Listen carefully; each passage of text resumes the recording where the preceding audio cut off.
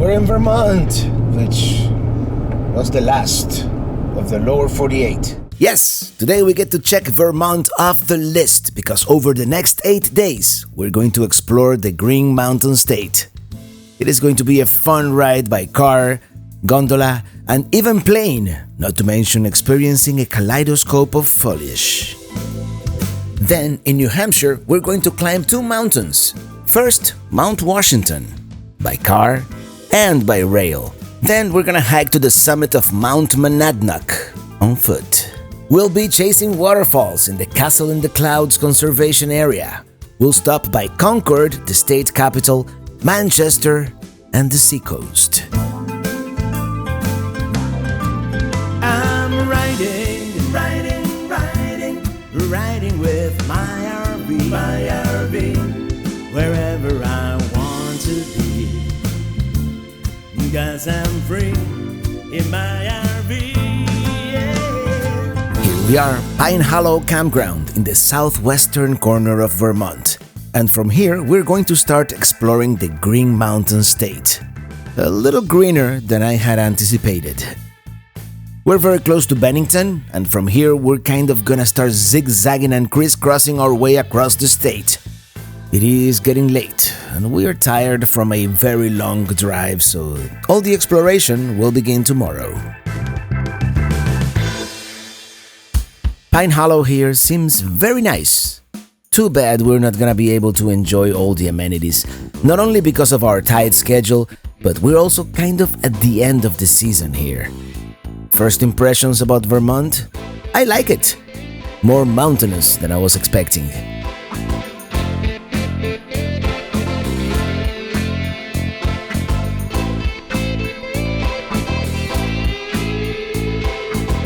Here's our first point of interest, Bennington Battle Monument, which commemorates a battle that occurred on August 16th, 1777. It is 306 feet tall. From the top, you can allegedly see 3 states, which I assume would be New York, Massachusetts, and of course, Vermont. The Battle of Bennington is considered to be the turning point in the Revolutionary War. Well, this was by definition an epic fail because the main reason we came here was to go all the way to the top of the monument, which supposedly affords some of the best views in Vermont. Not to mention it is the highest man-made structure in the whole state. But as I say sometimes, I usually say, well, maybe we'll be back. They don't know exactly when they're going to reopen, so we're going to continue. We're going to take now Highway 7A north. We might cruise around Bennington a little bit where we are and then continue north.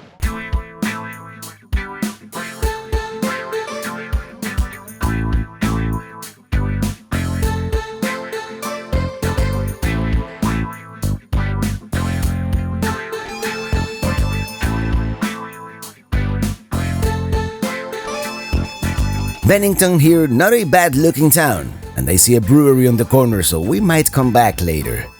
The town dates back to 1749, named after colonial governor Benning Wentworth. Let's fill up, because today is going to be a long drive. Well, 3 or 4, not a bad price in Vermont, and that's like a pump from the early 90s, before you could pay at the pump. But super nice, folks. It's like a mechanic shop, and you just go. You pump first, and then you pay, which is unusual these days. The plan today is to drive State Route 7A, also known as the Shires of Vermont's Scenic Byway. In Vermont, each county has 1 shire, or county seat, except for Bennington County here, which has 2, Bennington and Manchester, and the 7A here links those 2 shires, hence the name. But before we get on the 7A proper, let's make a quick detour to see a covered bridge. 10 feet 6 inches, Minitini 1 would have made it. Okay, let's turn around. It is called Silk Road Bridge and dates back to 1840. It spans the Walloomsac River, connecting downtown Bennington with North Bennington.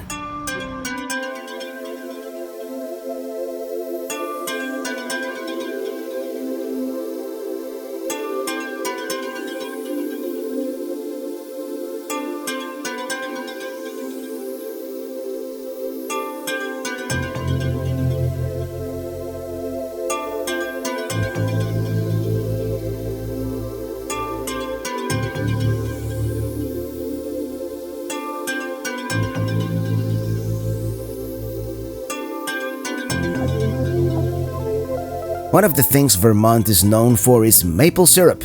So how about we try some maple products? The Sugar Shack here comes highly recommended.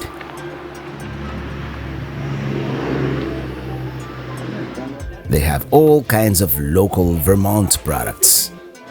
Well, this is what they call a maple creamy, and we got some cider donuts. So, cheers. Good thing Emma's not here. That's delicious. And here they have a movie and the machine where they make the syrup. It would be really cool to see it in action.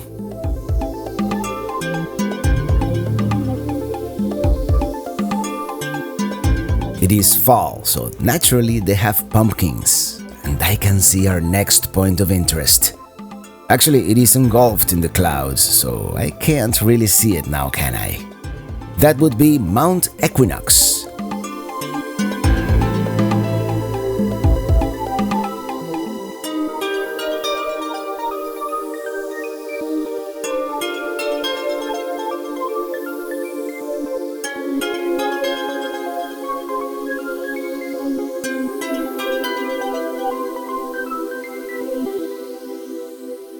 The Skyline Drive we're about to enter is the longest privately owned paved toll road in the United States. A whole $20 to ride the 5 miles to the top.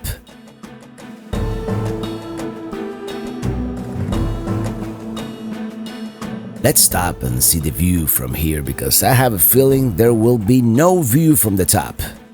It is engulfed in the clouds.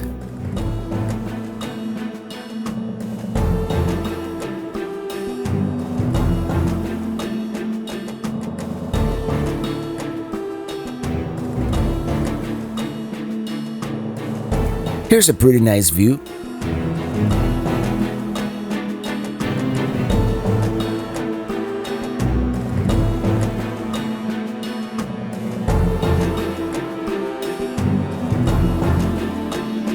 Now we're getting into the clouds, so let's enjoy possibly our last view here. This would be the Monastery Overlook. There it is, the charter house of the Transfiguration of the Carthusian Order, here in the solitude afforded by this remote valley in the shadow of Equinox Mountain, the highest peak in the Taconic Range.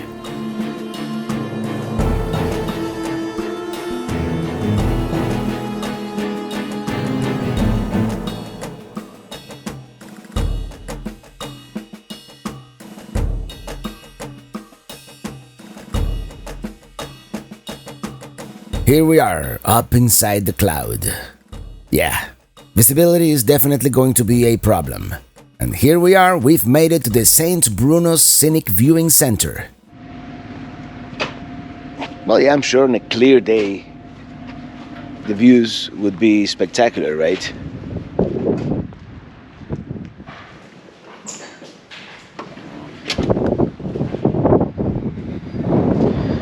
Just so we can imagine the view. Smaller pieces I'd hike because it'd be interesting to see. Inside, there's a museum with information about the Carthusians, some artifacts, their history. Very interesting. I was not expecting this. By the way, it is very windy up here. Fascinating. Going down, a little scarier than going up. You have to use low gear and make sure you don't ride on your brakes. The reduced visibility doesn't help matters either, but we're almost out of the clouds.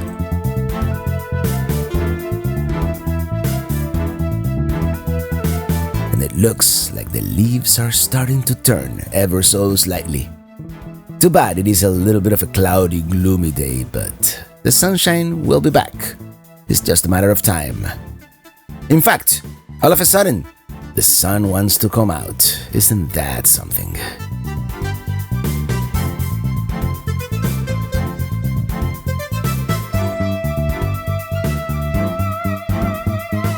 This here is the road to Lincoln's Hildine, the former summer home of Robert Todd Lincoln, Abraham Lincoln's son, and his wife, Mary Harlan Lincoln. built at the turn of the 20th century. And we were thinking of visiting, but on the other hand, it is getting kind of late, so let's continue exploring.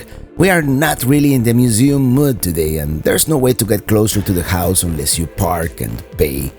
And it is our first full day here in Vermont, so we're going to keep on going north. It is a narrow road to get out, and someone's going the wrong way. Our next stop will be Manchester.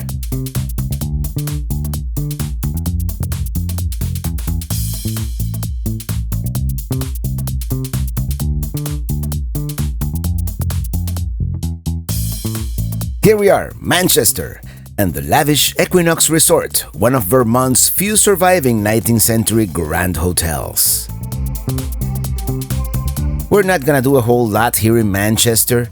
There was a picture-perfect lake we had seen online and wanted to visit, but apparently it is on private property and you have to hike to it. And let's face it is not a picture-perfect day either. And to be honest, we just couldn't find it.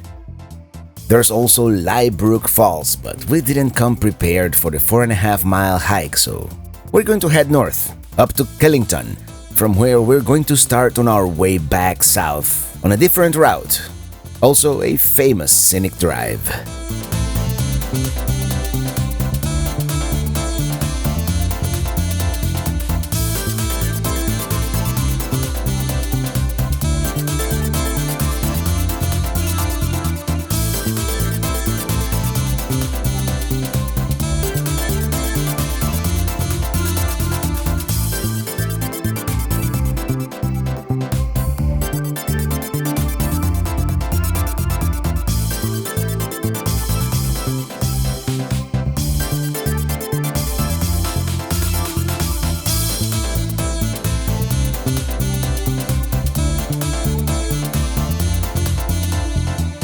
It's starting to look like fall up here.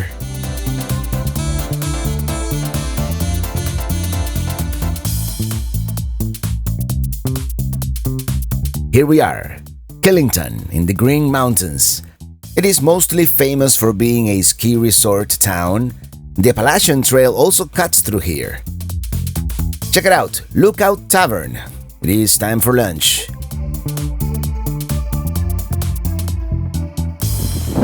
Well, Lookout Tavern must be this. That looks like a tavern. And the mountain is back there, but you can't really see it. Let's go eat, we're starving. I don't think this is it. Oh, this is it.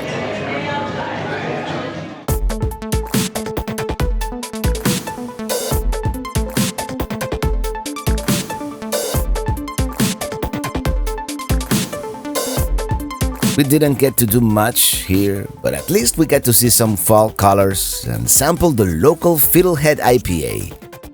Yes, this is actually the first real fall colors we've seen since we arrived in Vermont. And I'm sure there's more to come. The gondola doesn't seem to be in operation right now. That would have been a cool thing to do. We're going back south on State Route 100, which is another legendary scenic drive here in Vermont.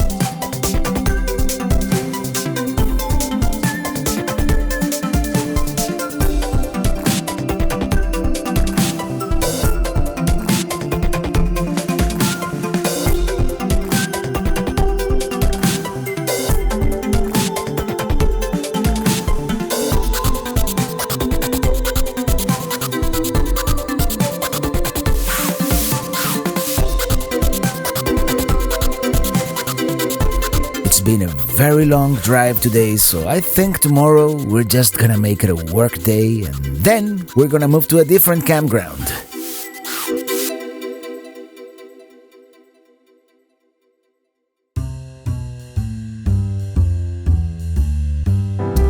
It is time for another RV cooking show. We're gonna make some pasta with meat sauce, but first we're gonna chop some onions and green peppers and some garlic. Actually, lots of garlic. Some olive oil while we finish mincing the garlic.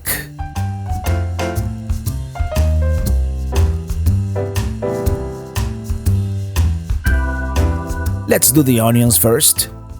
Salt, pepper, the green peppers, and we'll start boiling the pasta. And the camera battery died, but I added the usual paprika, oregano, cumin, cooking wine, and the tomato sauce.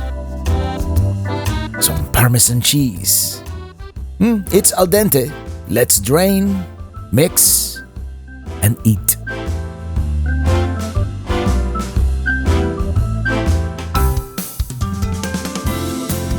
On the road again, on the way to another area of Vermont. This time we're going to be staying at Kitschy State Park. It is a little bit of a rainy day, but we won't let it dampen our spirits. Northern US 7, Eastern Vermont 11, and eventually we're gonna take Interstate 91 north up to White River Junction.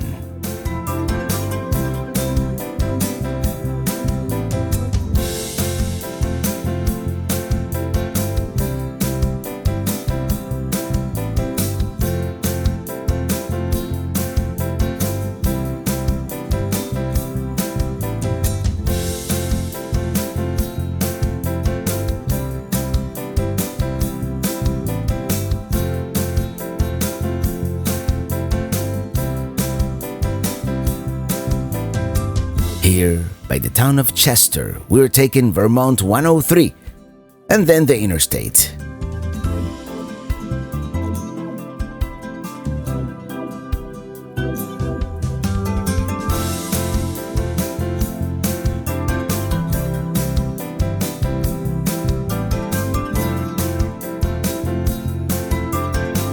Of course, I drove past the entrance because I'm paying more attention to the Google lady than my own eyes. Luckily, there's an empty parking lot here so we can turn around, and it seems like a decent restaurant for one of these nights.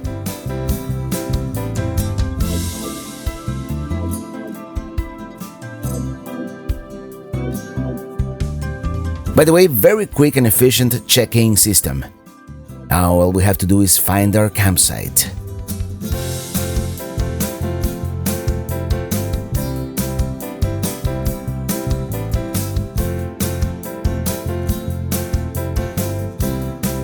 Here's a dump station on the right-hand side, which we might use on the way out. And it is very beautiful here. Seems very secluded. I think this is it, right next to the trail.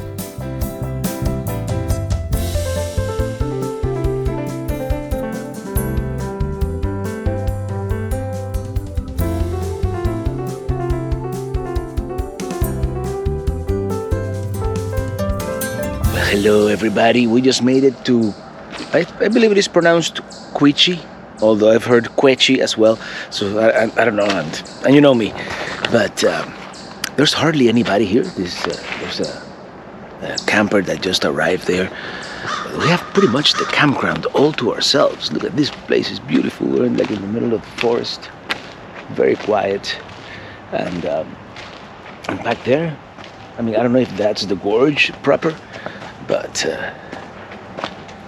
let me show you. It's like a precipice. Look at that.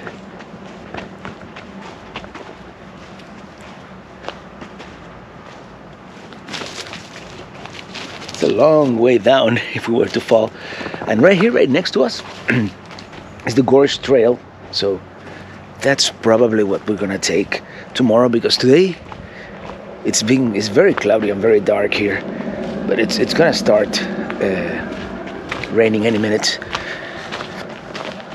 It's not too cold. We turned on the furnace because, to get the chill out of the air in there. But yeah, this is the Squeaky Gorge Trail, which is half a mile. So it should be easy. We'll do that tomorrow as soon as it stops raining. And then up to Montpellier, the capital, and Burlington. I'm gonna unhitch now and get some work done. By the way, dry camping here, no hookups whatsoever. We're allowed to do the generator 2 hours in the morning and 2 hours in the evening, in the afternoon. But I think this is gonna be a good test of all the new systems here on the FLX prototype. So I'll let you know how it goes. I really like this place.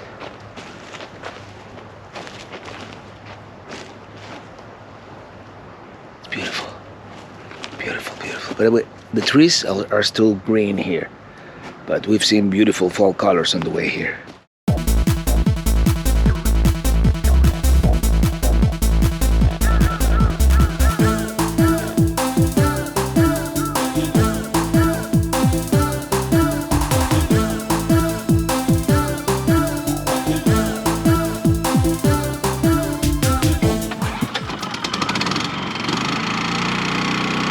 Well, yeah, in my experience, even with the most sophisticated power systems, sometimes on a cloudy day like this, especially here in the middle of the forest, you do need to fire up an internal combustion generator, so I recommend you have one. I've had this Champion for a long time. The battery died years ago, so I now have to crank it by hand, but still works. All right, we're gonna go for a little hike here, and this trail is the Kitschy Gorge Trail, half a mile, and it goes, I think it goes to the gorge and then to the visitor center right here. I believe we're gonna be seeing blue blazes all along.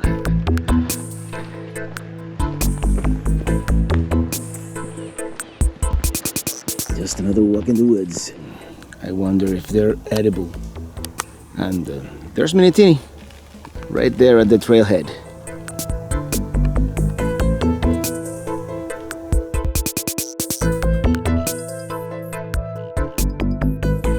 This side, that big drop that is right next to our campsite, and I have a feeling we're gonna be going down in elevation here real soon.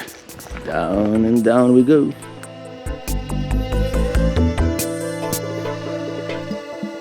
The only thing about going downhill is that eventually you have to go back up.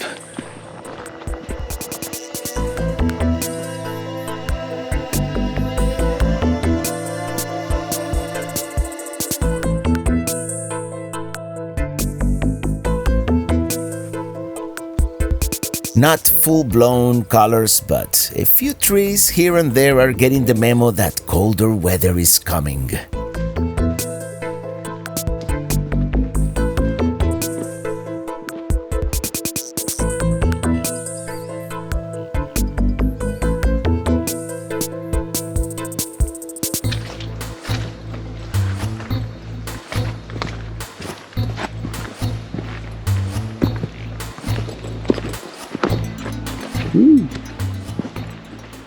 We have a bridge over not very troubled waters.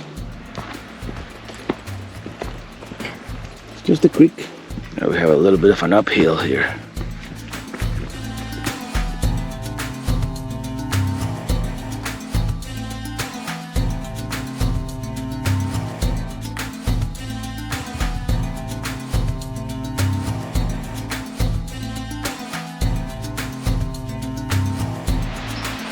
Yeah, that seems to be the Gorge Trail.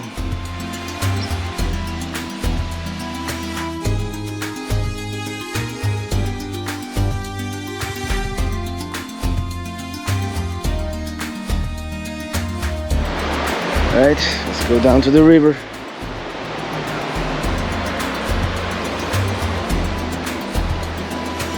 And there it is, the famous Squeaky Gorge. Now we have to hike all the way up to that bridge.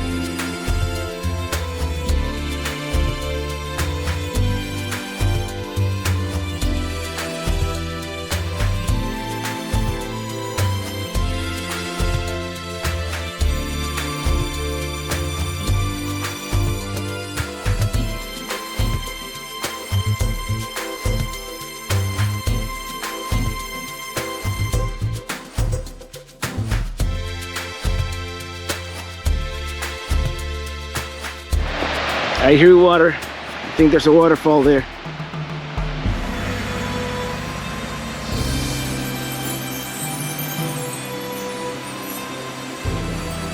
Oh yeah, this might have been the highlight of the whole trail. Let's go all the way to the end, but there's supposed to be another overlook. Probably in the middle of the dam over there. That's probably what it is. By the way, I met with some viewers right now, so thank you.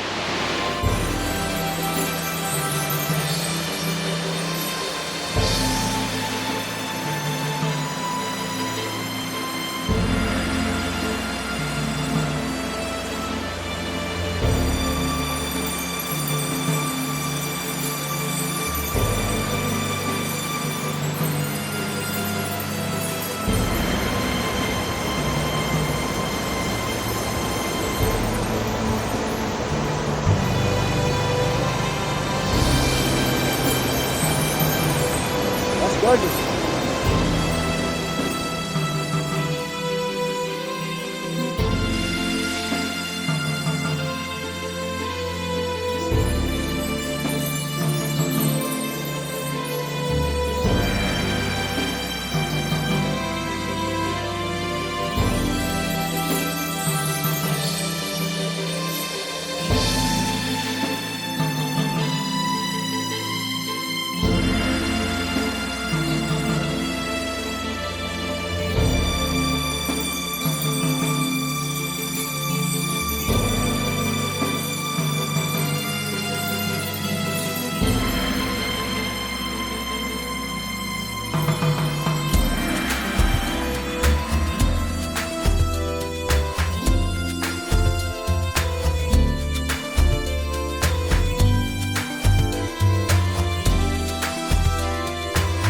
Check it out. I think that's where we were just a few minutes ago.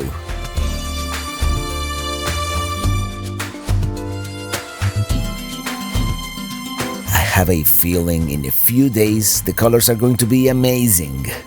Timing is everything, huh?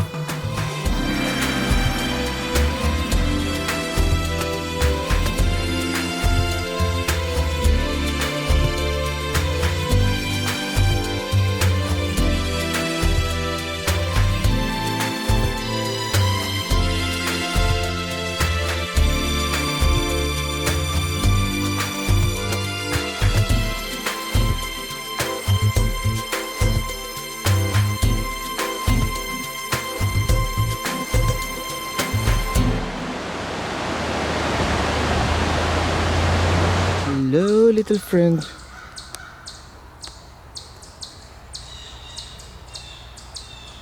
What kind of lagartija are you?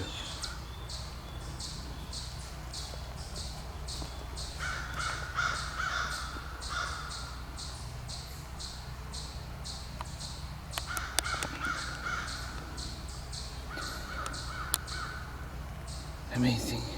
The local fauna here in Vermont. And there's Minitini.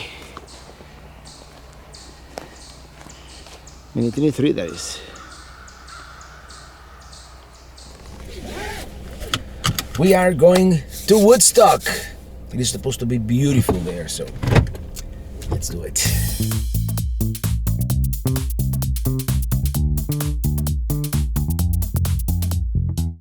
Here we are once again crossing Squeaky Gorge.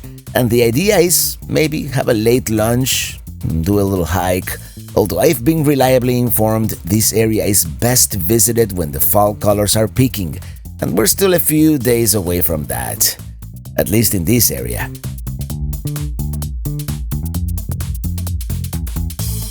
Here we are, Woodstock, population 3005. The town dates back to 1761. It actually became very prosperous during the Industrial Revolution, and nowadays its main source of revenue is tourism. It is a charming small town, especially this area, bustling with activity, and we're getting hungry, so maybe we can have something to eat later.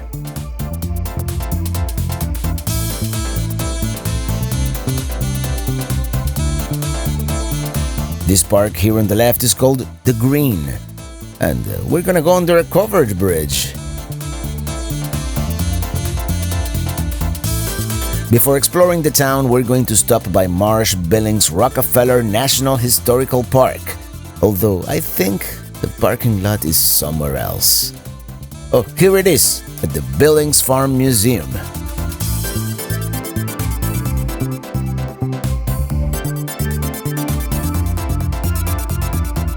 Those are some beautiful trees, sporting early colors.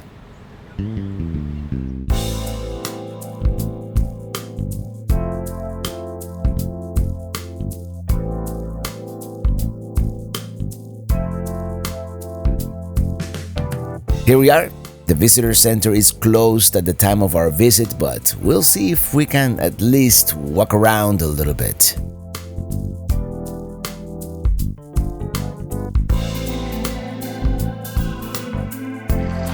Well, it looks like we're a couple of weeks too early to fully experience these trails, so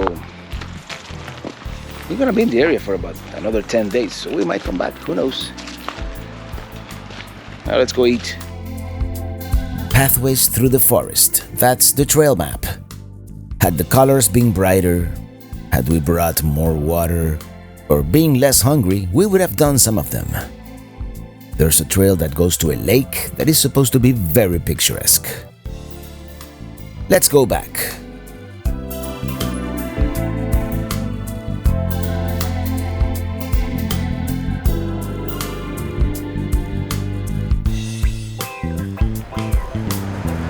Fine food and spirits. We've got some very old houses here.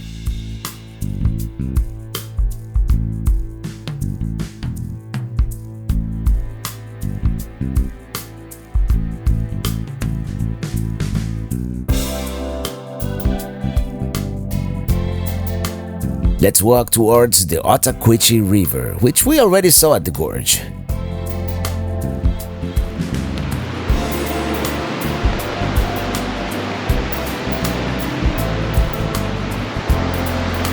Yeah, they've got the better backyard for sure.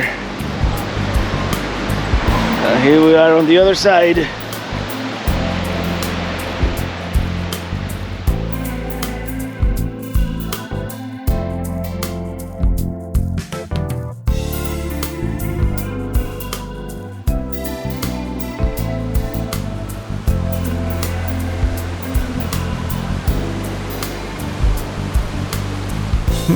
I wonder what that is. Let's go back to downtown and see if we can find something to eat.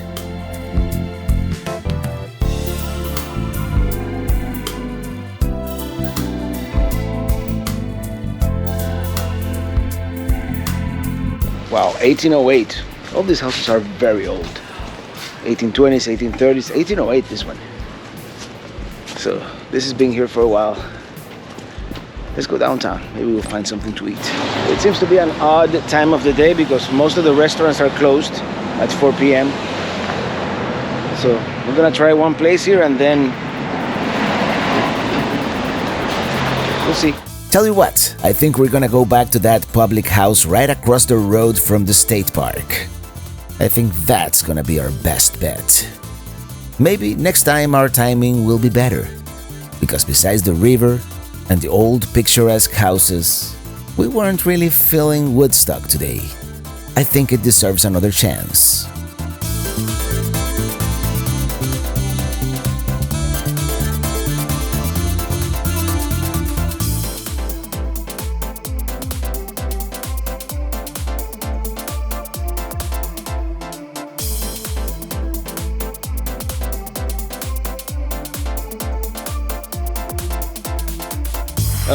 Fresh food, craft beer. Yeah, they had me at craft beer. We decided to come right here to the public houses, right across the road from the campground. So let's see what they have. Now hiring.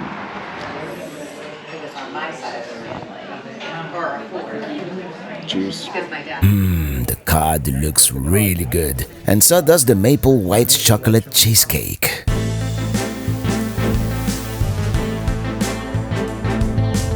Well, good morning. Even though we're going to a full hookup site today, let's stop by the dump station and take care of things. Today we're going to Burlington, Vermont's most populous city. We're also gonna stop by Montpelier, the state capital. It is such a beautiful drive. I guess the farther north, the better it gets.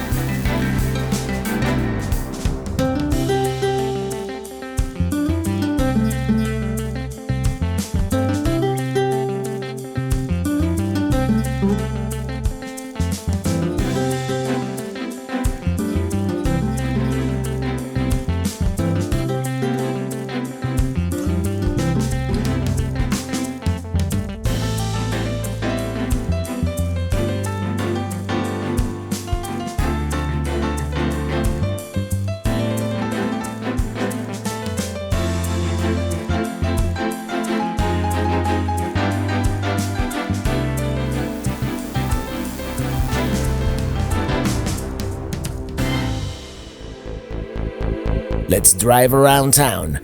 We're not gonna be able to park with the trailer in tow, but at least we get the lay of the land and we might return in a couple of days.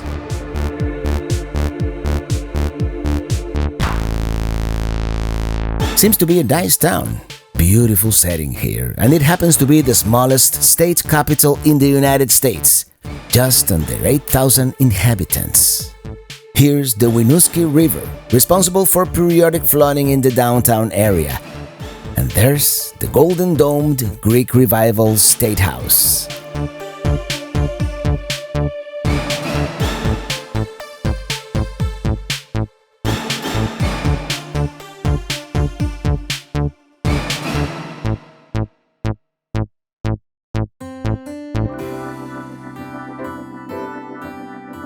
As I said, right now we're just going to continue towards Burlington and we'll come back in a couple of days without the trailer.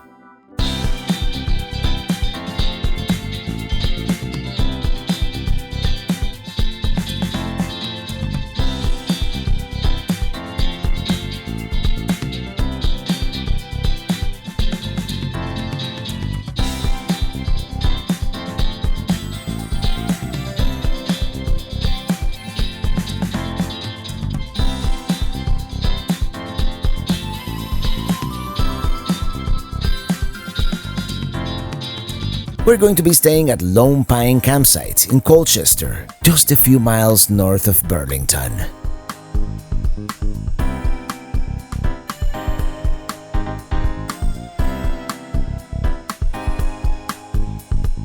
Let's head into town. It is such a beautiful day. We should take advantage of good weather days like today.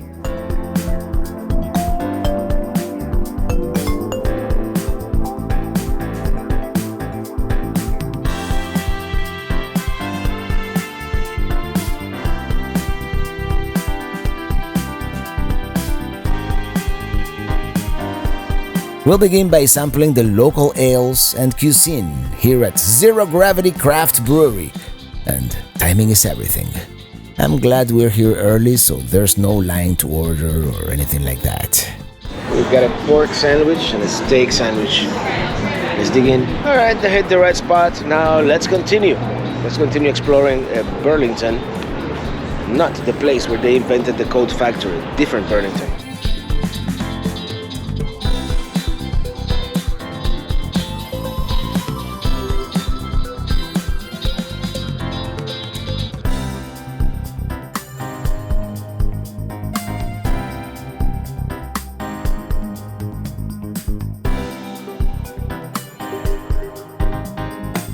This is the site of the world's tallest filing cabinet.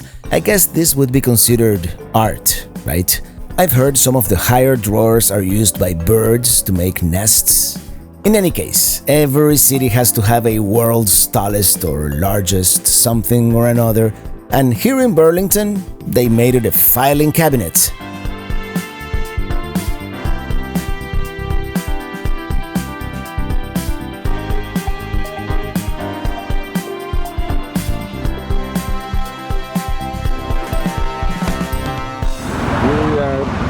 Bennington.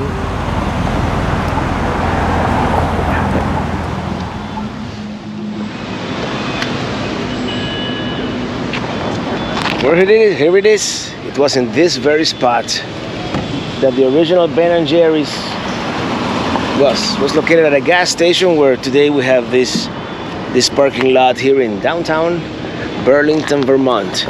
Now let's explore this whole area a little bit. There's supposed to be a lot of restaurants and breweries and all kinds of fun stuff. But yeah, that's the commemorative plaque.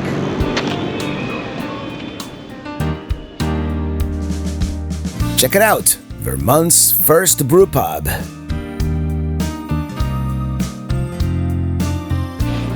This is pedestrian-only Church Street Marketplace.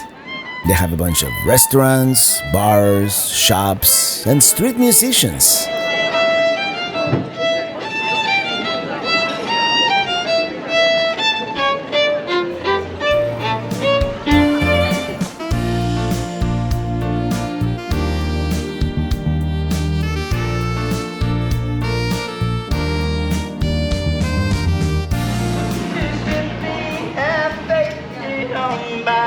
Faded on by, and all of my memories still linger on. Here's the church that gives the street its name, and of course, the local staple, Ben & Jerry's. The statue is jazz and blues musician Big Joe Burrell.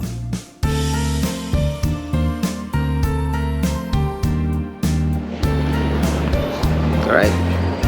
Bye, Big Joe.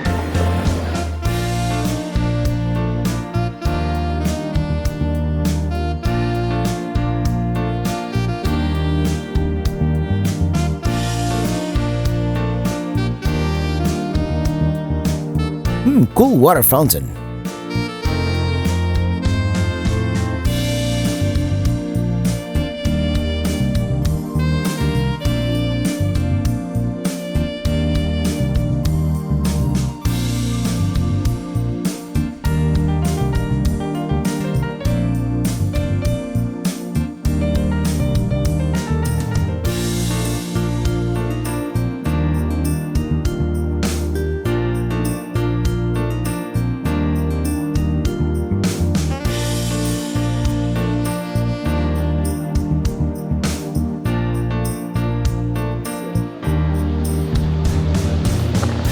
Pendulum. Apparently it's a time capsule. They're gonna reopen it in 2099. I'm probably not gonna be here, but if you are, let me know. Well, how are you gonna let me know? Never mind. What am I doing? Burlington seems like a very nice city. It feels modern, but with a certain old character as well. Lots of young people. The perfect weather also helps appreciate it even more. Now, how about we end our day on the shore of Lake Champlain? We're gonna call it quits early because tomorrow and the day after are going to be very long days. We're going to Waterfront Park, and the building up ahead is the Echo Museum, which is a children's museum about Lake Champlain here. We should park and go for a stroll.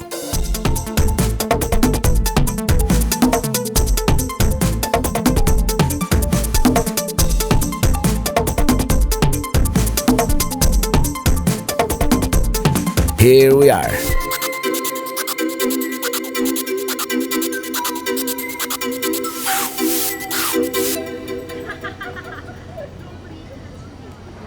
Oh yeah, very nice, very pleasant boardwalk here on Lake Champlain. New York on the other side, here in Burlington.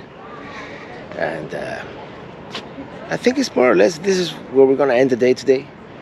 Tomorrow we might come back and go to more places, more restaurants and stuff like that, but I think we're going back to the campground. It's a beautiful day, perfect weather, high 70s. I mean, can't complain. Can't complain about Lake Champlain. We've been pleasantly surprised by Burlington so far.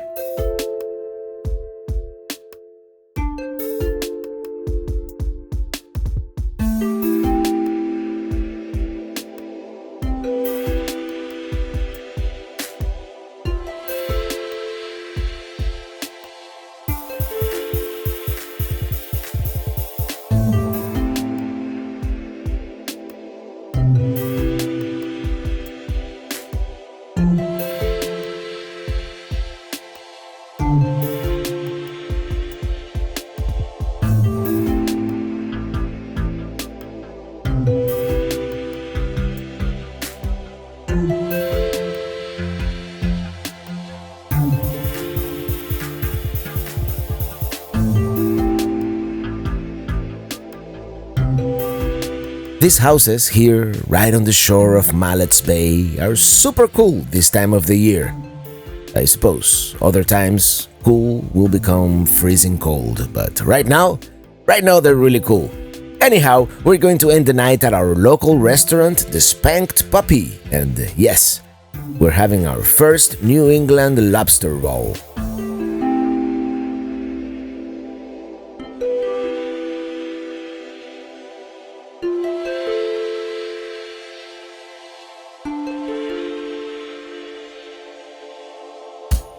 Today we're going to Stowe.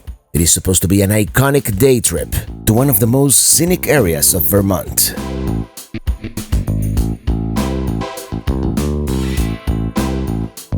Charles Kuralt of CBS on the Road once said, "Thanks to the interstate highway system, it is now possible to travel across the country from coast to coast without seeing anything." Well, I'm glad Interstate 89 here in Vermont is one of the exceptions. While we're missing all of the small towns in between, the views of the Green Mountains are spectacular.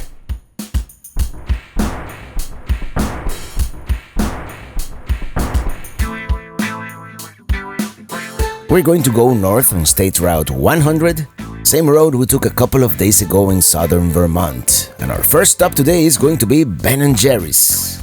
And the tours are closed as of fall 2021 here.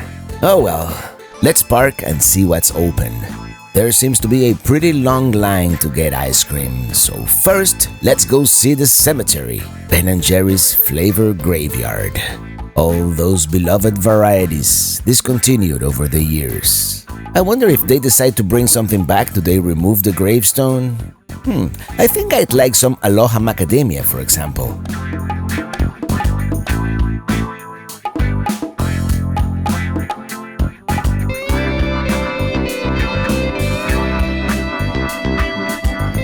Turtle soup. I wonder what that tasted like. Thanks for visiting our nearly depinted. Let's see if we can get some ice cream. Ooh, estimated wait time from this point, 60 minutes. And from here, it is 40 minutes. Yeah, 40 minutes for a scoop of ice cream is probably a bit much, so we're going to continue. And towards Stowe. That's what they use to make the ice cream.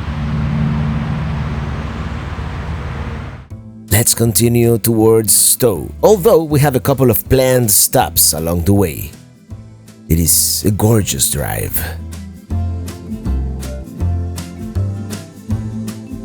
Here it is, coming up, the Cabot Farmers Store. And there's also Lake Champlain chocolates and even Smuggler's Notch Distillery, but I think it is too early for that.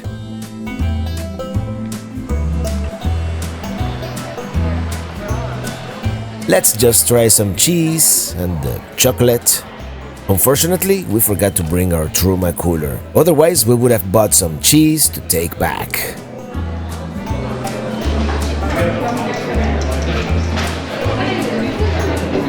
This is Smuggler's Notch Distillery. Look at all that deliciousness. Got a chocolate because that's what you do, right? It's delicious.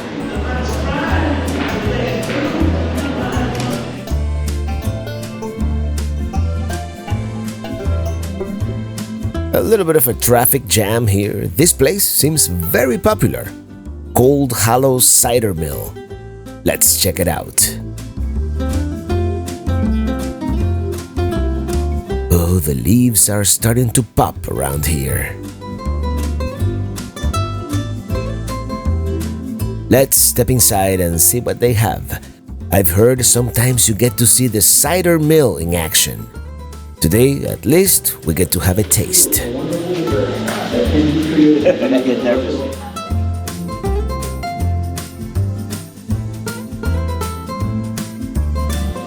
Look at that. Apparently, that's what remains after they extract all the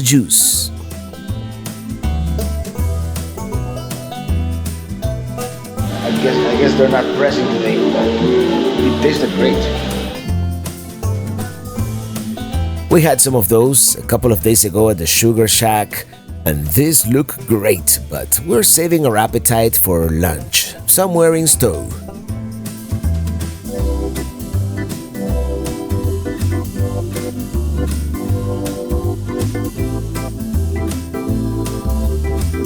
A little bit of a traffic jam getting into Stowe at this time of the day. Apparently, it is peak leaf peeping season.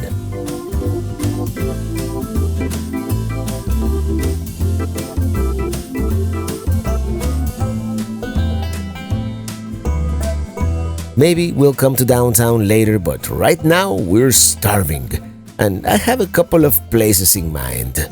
Also, Jim, a viewer from the area, has been texting me, and I think the plan is to go on a plane ride later today. My first choice for lunch was Idle Time Brewing Company here, but the parking lot is full, so I can only imagine how it's going to be inside. So let's go next door to Picasso Pizzeria and Lounge. It seems very busy too, but maybe there's room at the bar.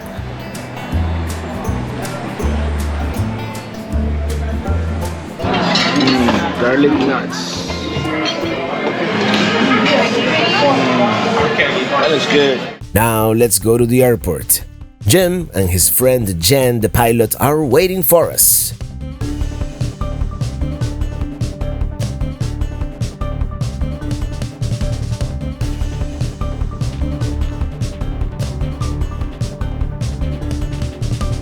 I think the town of Stowe should invest some money in several traffic lights because all these four-way stops are very inefficient, especially when you get this amount of traffic.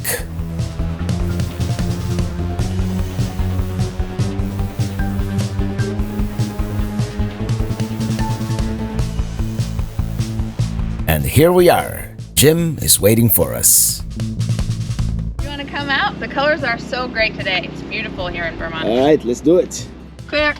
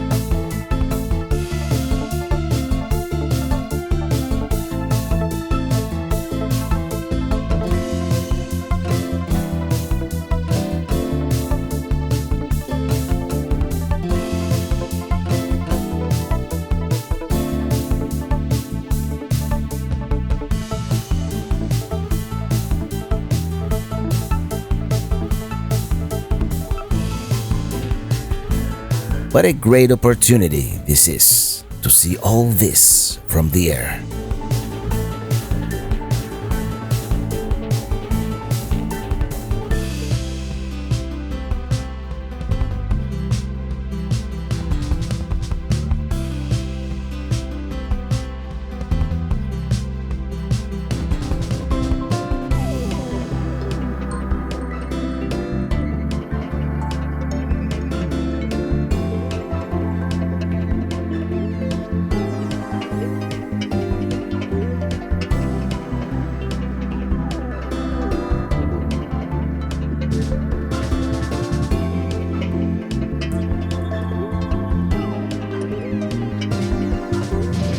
That would be Lake Elmore down there.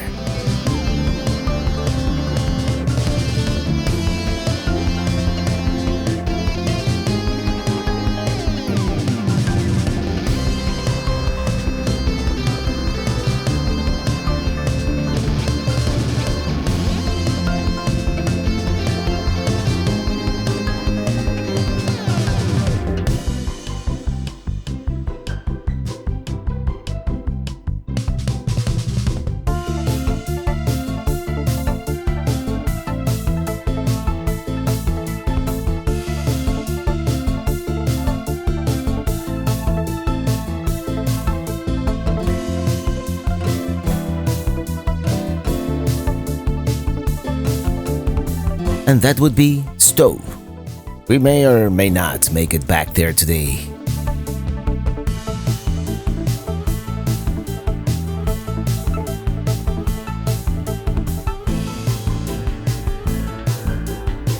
There's Stowe once again as we begin our descent.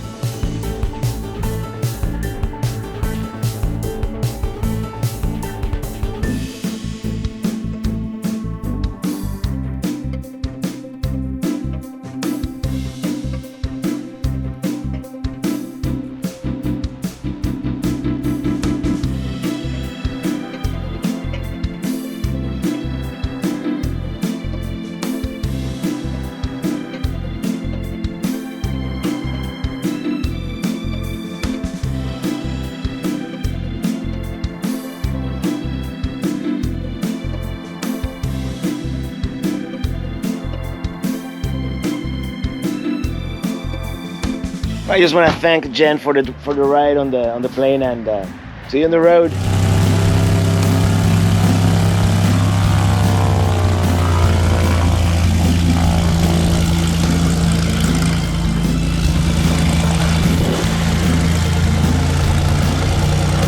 Thank you, Jim and Jen, for this unique opportunity, and see you next time on the road, or the air perhaps.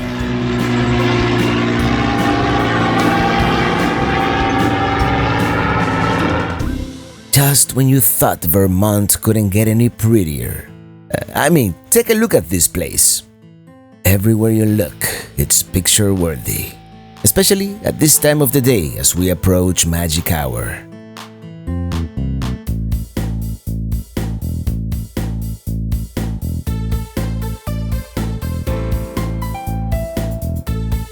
Look at all these people stopped here, leaf peeping. And yeah, the colors on that mountain are fantastic.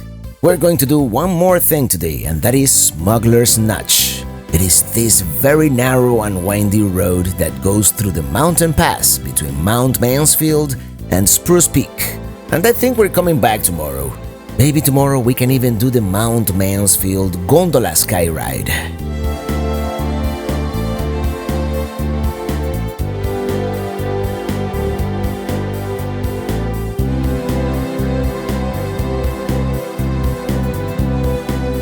This is where the road narrows and the center line disappears.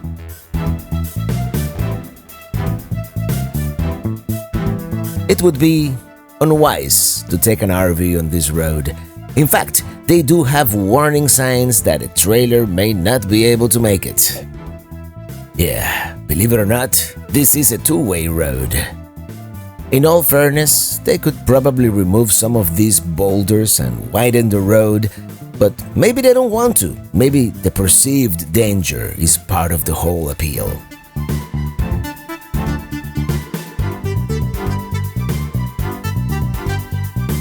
And we have reached the top.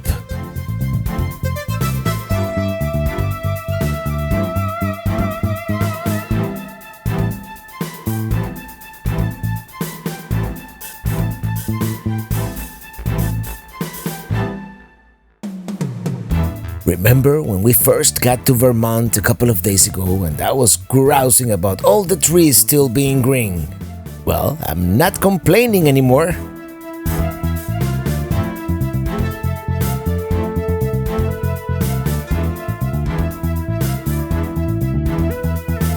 And we're back on the shore of Mallet's Bay.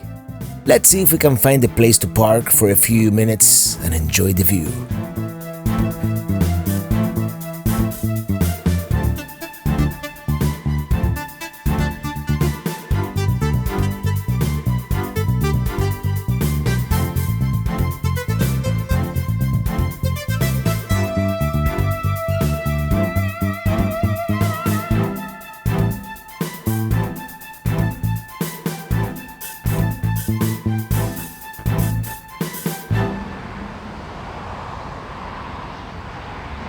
Well, today was our best day in Vermont so far, and I think tomorrow we might go back to the Stowe area and explore a little more. Maybe buy some cheese and some local products. And And then the day after tomorrow, I think the plan is to enjoy Burlington even more. Maybe we'll... I don't know exactly what we're gonna do, but we're gonna do something.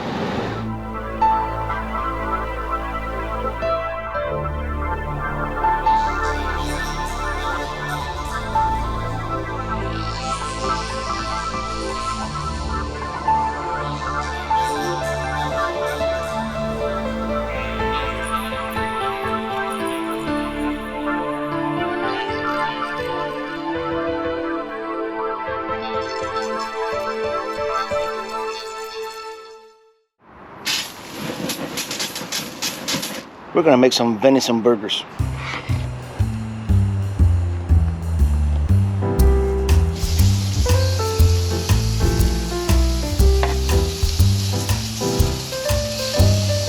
That's actually the venison hamburger meat we got from our friends from Tampa, and you know, the farm in the ranch in Dade City.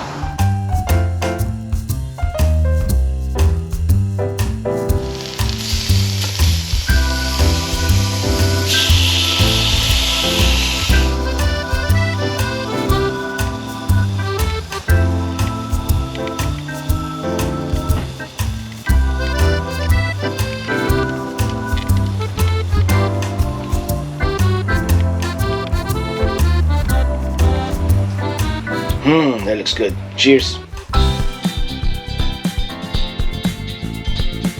We're going back to Stowe.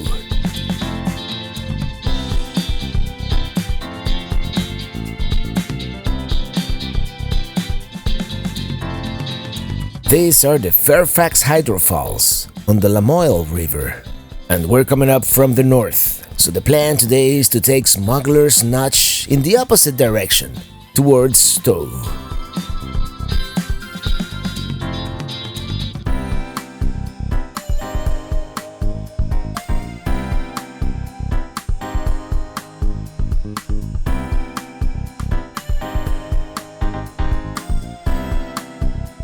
It seems much more crowded today, but it is also Friday and it is earlier. I was hoping we would be able to park, go for a short hike, but it doesn't look like it is going to happen. And if the road wasn't narrow enough, now we have vehicles parked on both sides.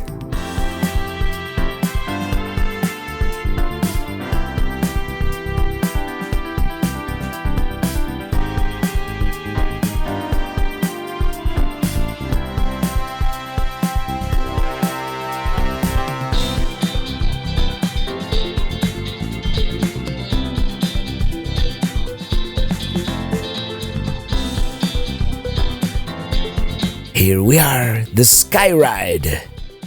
There are lots of people here, but there's also plenty of parking. This is going to be so cool. Perfect time of the year to be here.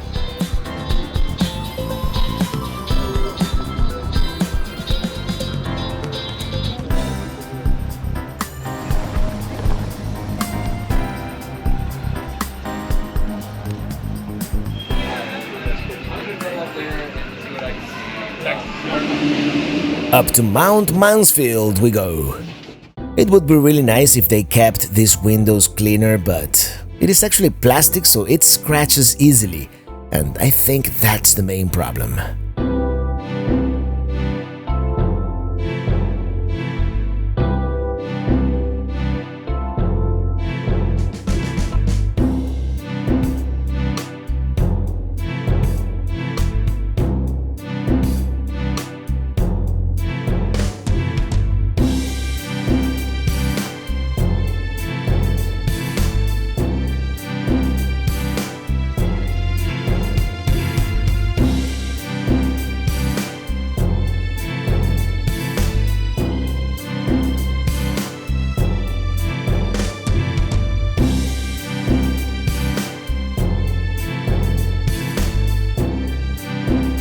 Let's see if there's a better view down this trail.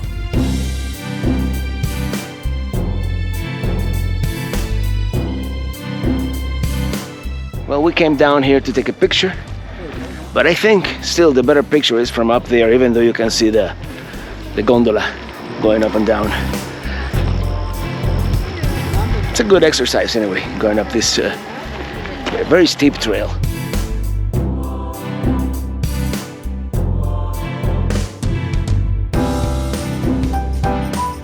Yeah, this is probably the sweet spot to take that iconic selfie from up here. I just did a Pelican Head update from right here, and you can see everybody taking selfies here. It's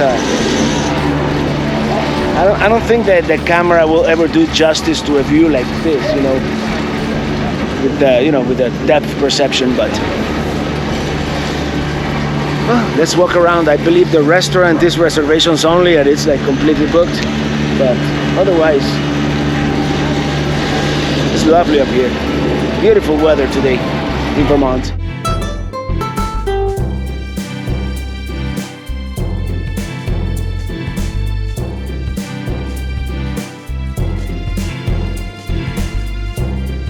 I wonder where it is that you get on that trail. There's gotta be a trailhead somewhere around here.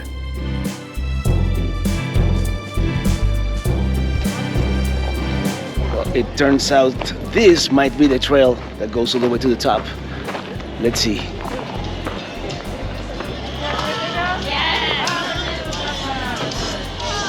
Happy birthday to you. That is someone's birthday. Oh no, it seems to be closed.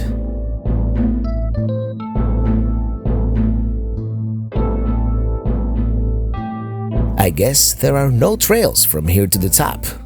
Not officially, anyways.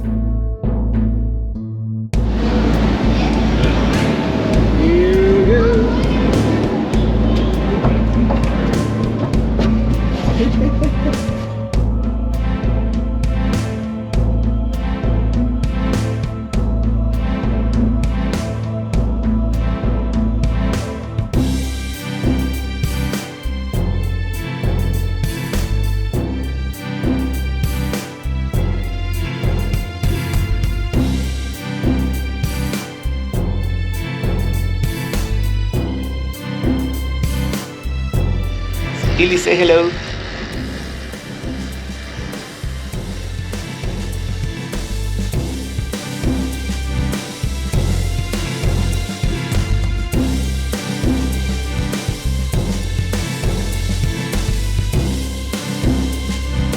There's the Colorado, right next to a Mini.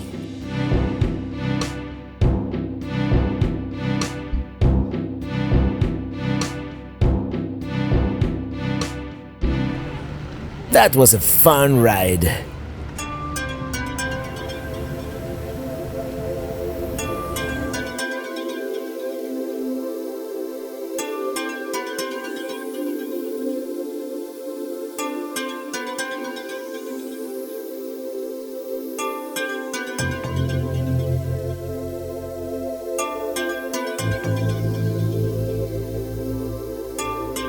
Oh yeah, this is that spot where all the people were taking pictures yesterday.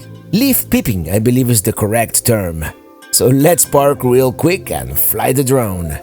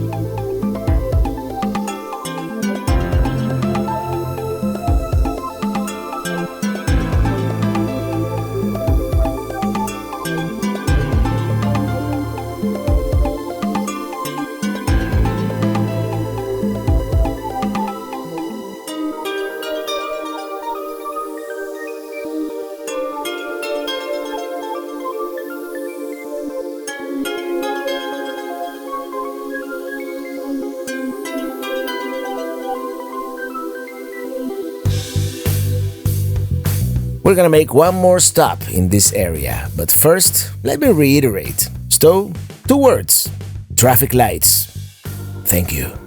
We're going to stop by the Von Trapp Brewing Beer Hall, founded by the Von Trapp family of the Sound of Music fame in 2010. They produce traditional German and Austrian style lagers. The beer hall here was actually opened in 2016.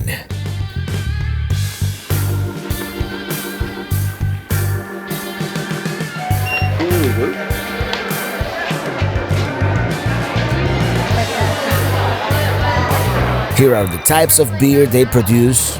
No IPA because IPA is an ale and they only make lagers. I think I'm gonna have the Oktoberfest.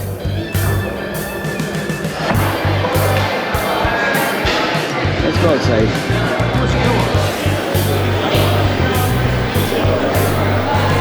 Well, yeah, we did it. On Trapp.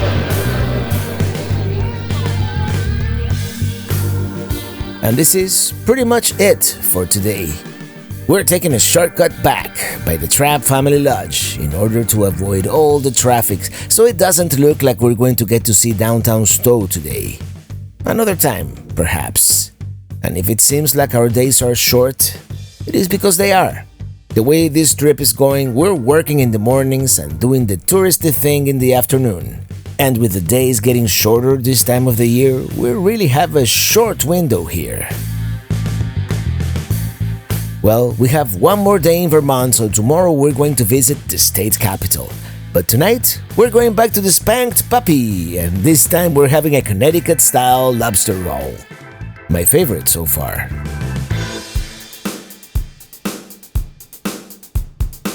Today we're going back to Montpelier, the state capital, and this time we're going to be able to park and maybe walk around a little bit.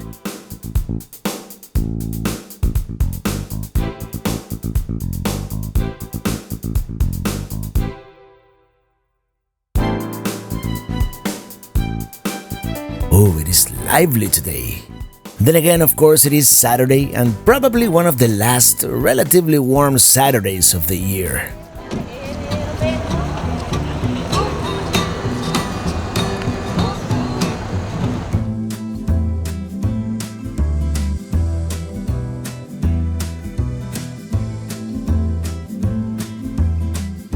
The State House does have one peculiarity. It is the oldest Capitol building where the House and Senate chambers have preserved their original interiors. It was built back in 1833.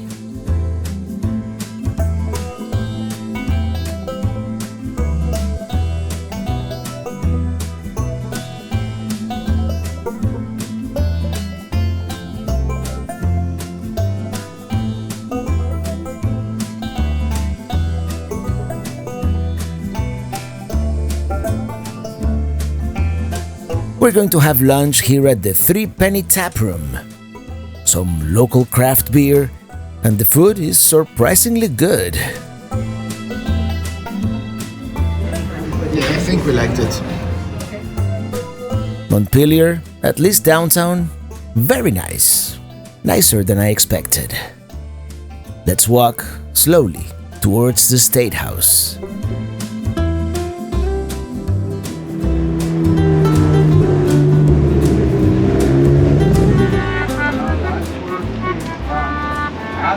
Course is wrong, and our trials and troubles are long. You know I love a city with street musicians, so this is perfect. And our voices.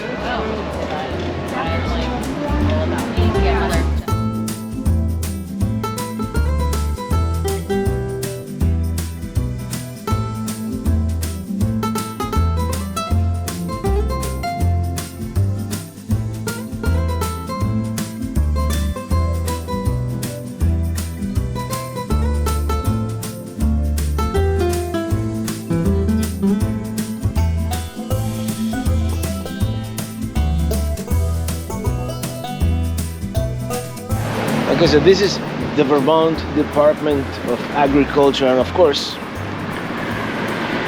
one of the main Vermont products here is Vermont cheese. So naturally, they have a cow. And now here across the street, check it out. That's the state capital. The statue at the top is a representation of Ceres, the ancient Roman goddess of agriculture.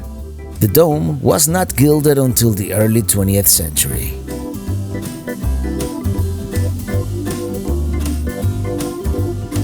Here's a sugar maple, the state tree.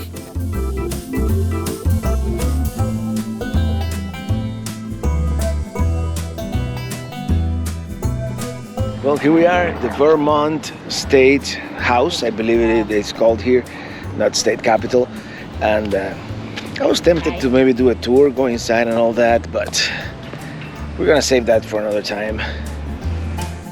Here's another close-up of the goddess of agriculture, the gilded dome. And as we slowly pull back, the classic Doric facade.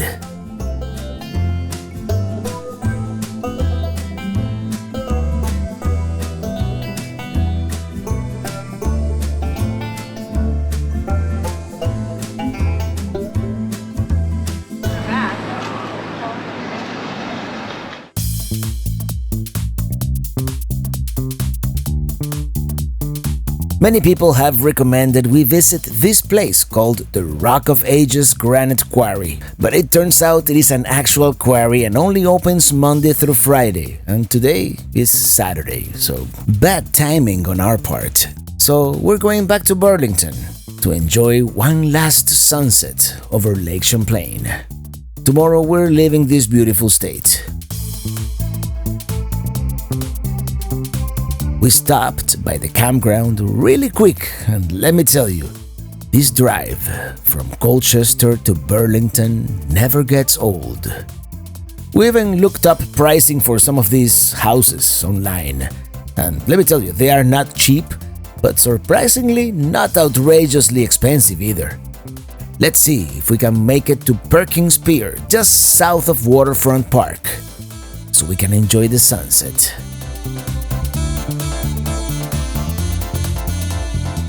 Yes, we're gonna make it. The sun is still pretty high in the sky.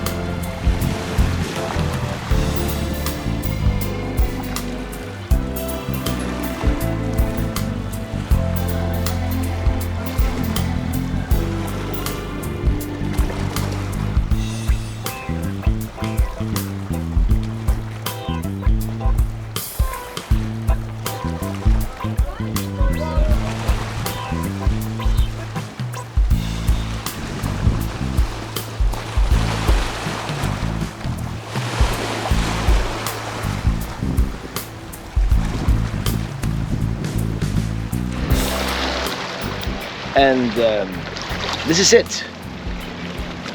I think a fitting end to our time here in the Green Mountain State in Vermont. For the first time, I think we've seen many of the highlights. We missed a couple of things, which only gives us an excuse to come back one of these days. But yeah, it is from here, from Burlington, on the shores of Lake Champlain, the Adirondack Mountains on the other side, that we're gonna say thank you for watching and see you on the road.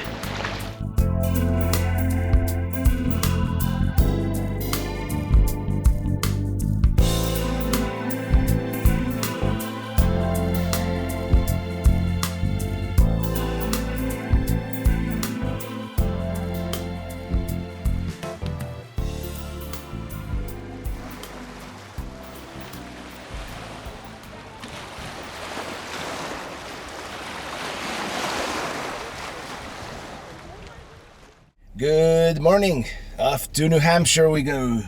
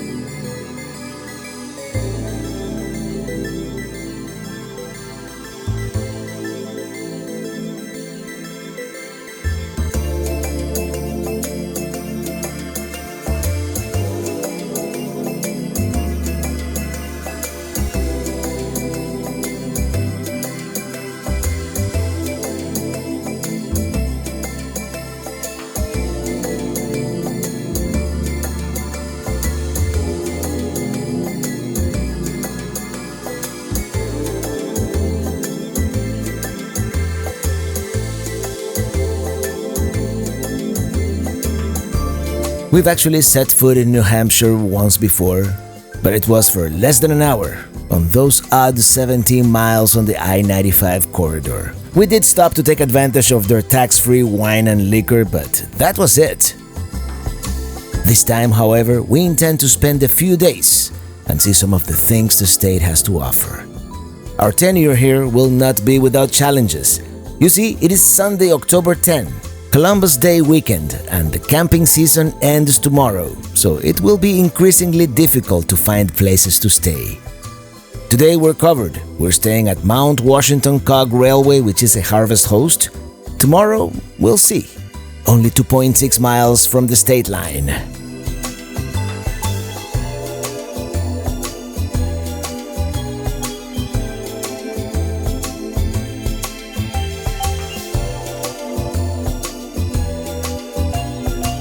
And we are now officially in New Hampshire for the first time.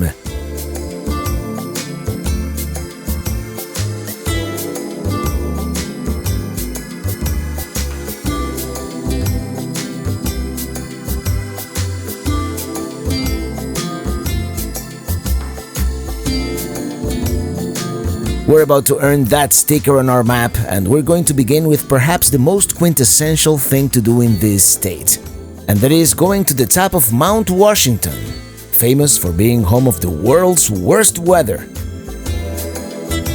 I see some clouds on the mountains, but Mount Washington seems to be clear. I think it's going to be our lucky day. Is that the Cog Railway? Isn't that something? That must be the steam locomotive chugging along the steep mountainside. Either that or a forest fire.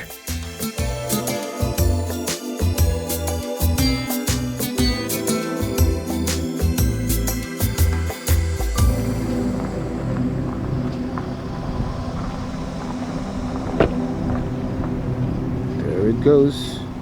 Yep, that's the steam locomotive. Well, here we are at Mount Washington, probably the most off-level we've ever parked. But look at that view. We're gonna take the cog train tomorrow. Well, we made it to the base of Mount Washington, and we have tickets actually to go tomorrow, first thing in the morning, up in the Cog Railway. But we also happen to be here. We were able to drop the trailer here. This is a harvest host. So what we're gonna do, we're gonna take the road, the motor road, up to Mount Washington right now. Yeah. Take the next right onto Bay Station Road. This is bucket list.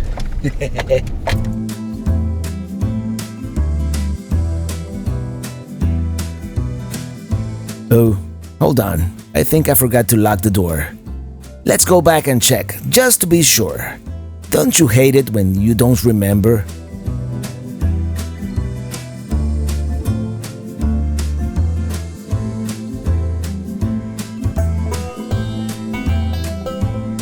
Yeah, I had forgotten to lock the storage compartment.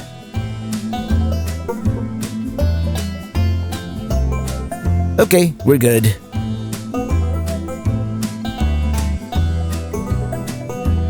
Narrow winding road the next 9 miles. Should be fun, and this is the thing. The auto road is all the way on the other side of the mountain, so it is almost an hour drive just to get there. They were not kidding when they said narrow and winding, and I wonder if you can boondock along this road. That would be a sweet spot. I mean, all this seems to be Forest Service land, so I don't see why not. Just pack it in, pack it out, leave nothing but footprints, take nothing but memories, as they say. Maybe one of these days, if we're traveling lighter, we'll be able to stay at one of those pullouts. One thing is for sure, it is pretty remote. No cell phone signal to speak of along this road, but it is a beautiful drive. It almost doesn't look real now, does it? And we're back on US 2. Here we are, Gorham. Gorgeous little town.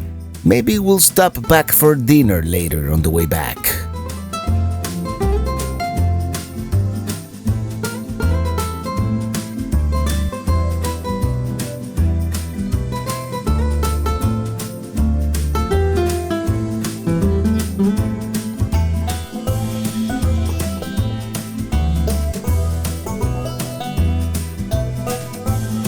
And here we are. This is where we're going to take the Mount Washington Auto Road. They do offer tours if you don't feel up to the task, but I'm confident both Denver the Colorado and I are up to it. Very organized, the way they route traffic, and by the way, absolutely no RVs of any kind. Not allowed, not even camper vans. And going up to the mountain isn't cheap. There's a $45 toll for car and driver plus $20 extra for each passenger. So this will be a whooping $65. Yeah, ouch. Go up and drive, come down in your first gear, save your brakes. Have a safe trip.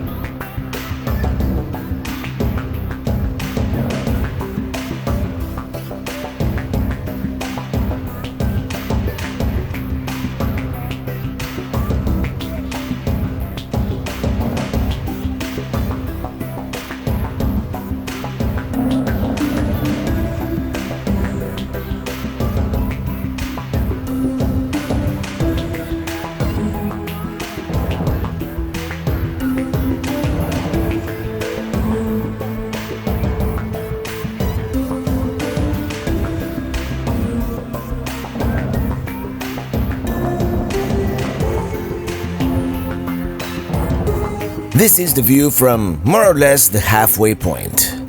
From here, it should get a little more exciting.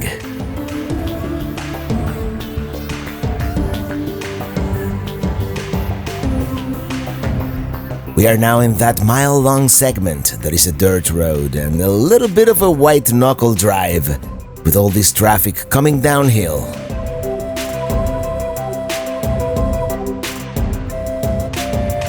Now above the tree line and into the clouds for a little bit.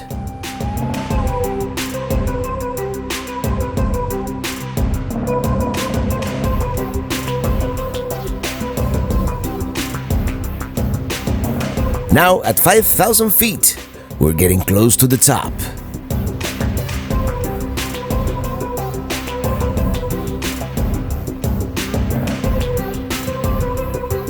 Yep. Commanding view, if I may say so myself.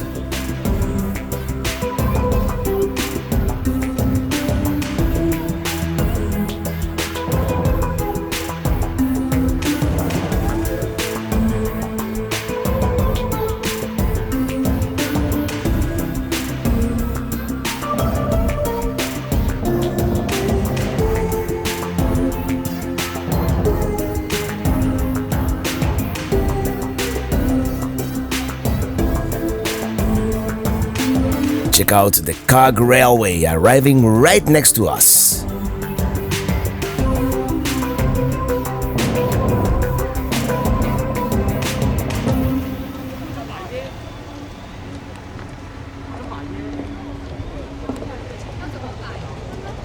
Well, we've made it to the top of Mount Washington, tallest peak east of the Mississippi here, and today we're getting unprecedented good weather. Weather up here apparently is usually really bad, but today look at this. We have the sun shining and we are above a sea of clouds. That's amazing. Let's go all the way to the top, right up there, and very excited to be here. By the way, I must correct myself. It is not the tallest peak east of the Mississippi. That would be Mount Mitchell's in North Carolina. This is just under 200 feet lower, but it is the tallest peak in the Northeast for sure. Here's the cog train about to depart on its way back down the mountain. Tomorrow we'll be making the trek in one of those, which is gonna be equally as exciting as driving the outer road, I'm sure. Now that's old technology that still works, so why change it, right? Aside from the addition of diesel locomotives, this is pretty much the way it was in 1868.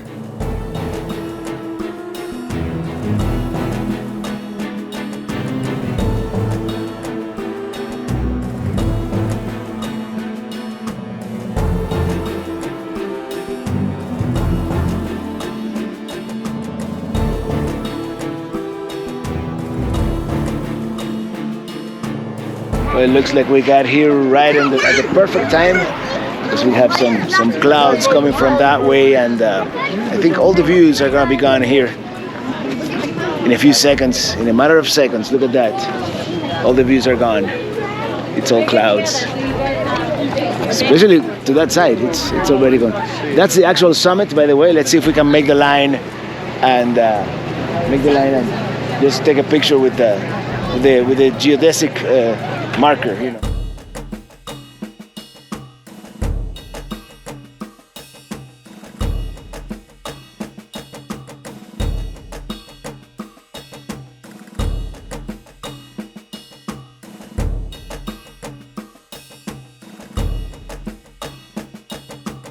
And here we are, we've made it to Mount Washington's summit, 6288 feet above sea level, 1.9 thousand meters.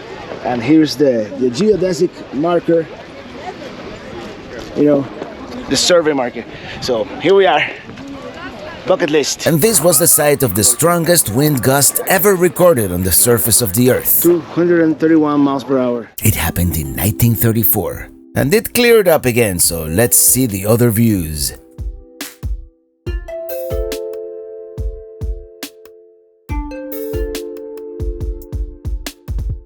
Can you spot Mini Teeny 3?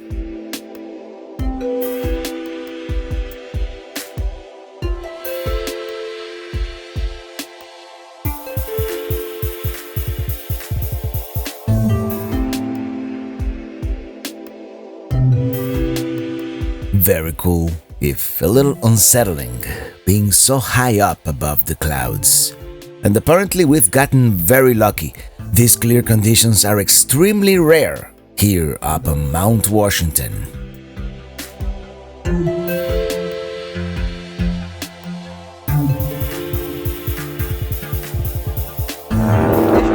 it out, glider.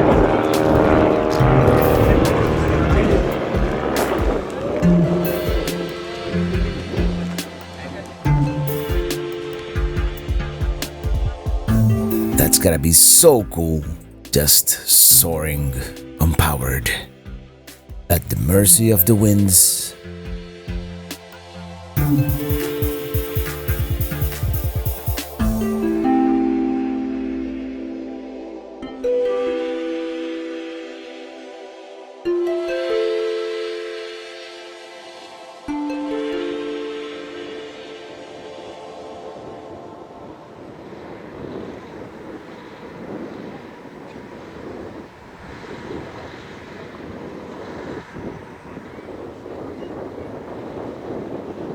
Well, one last time here from above the clouds.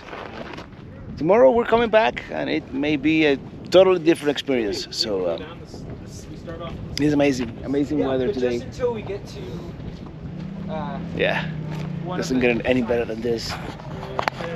We even saw a glider.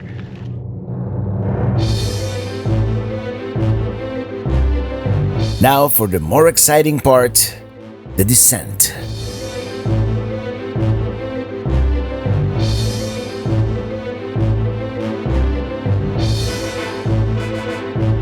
We must downshift to first gear to avoid overusing the brakes. Oh, by the way, no guardrails.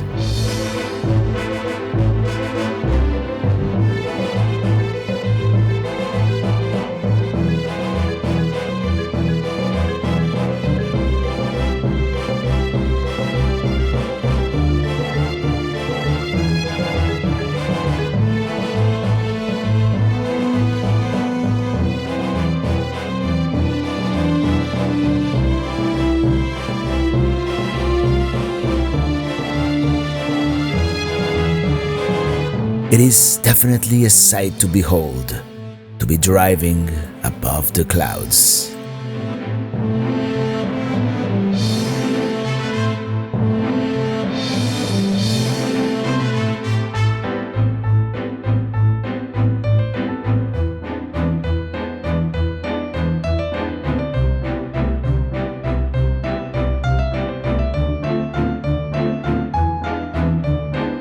We're back on that dirt road section.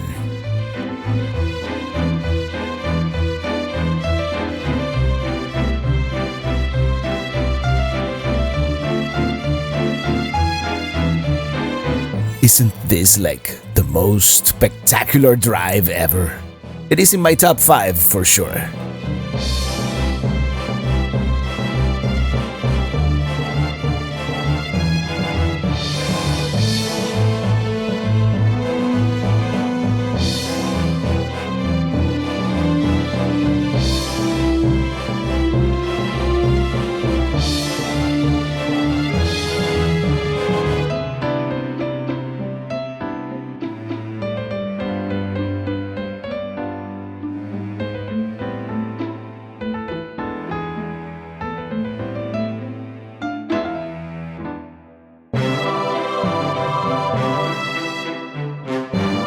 It's glorious.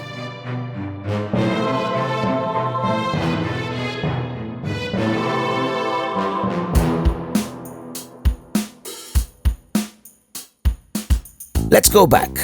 We wanted to have lunch in Gorham, but we're going to have something in the camper instead. And then, tomorrow, first thing in the morning, we're taking the Cog Railway. Look at him, descending from the top.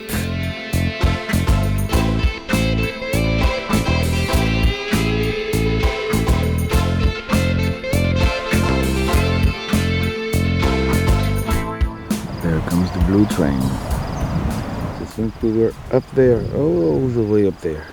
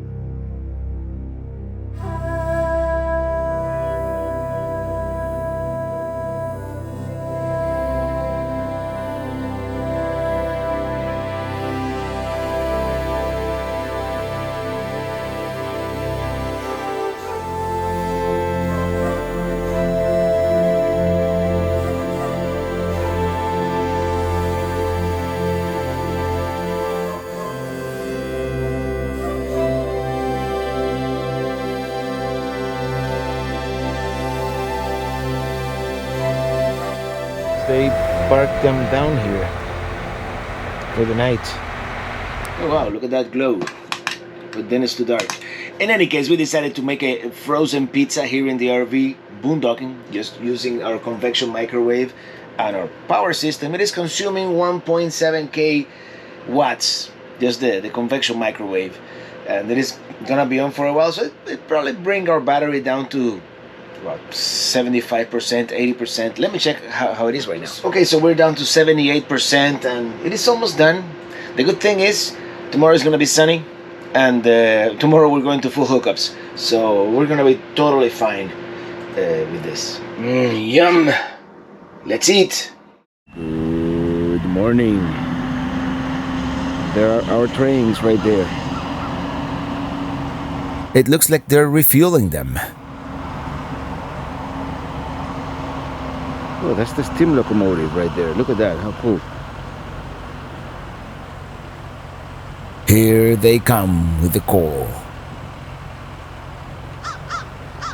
I have always been fascinated by steam engines.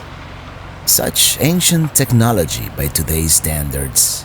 But at the time, it was the breakthrough that propelled the Industrial Revolution. It is so cool that they are still using at least one of the steam engines. Go ahead, wake everybody up. There it is, coming alive, getting ready for the long climb up to Mount Washington. Is this normal? Flowers in fall? There's a museum at the terminal with all kinds of information about the railway and its history. Very interesting and fascinating to see. I love to see all these old stereographs.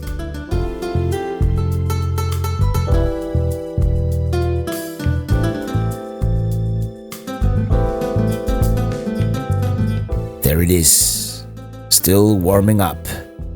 And there's an outdoor exhibit as well.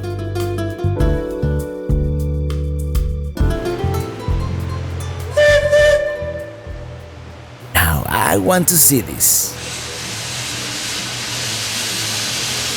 Here it goes.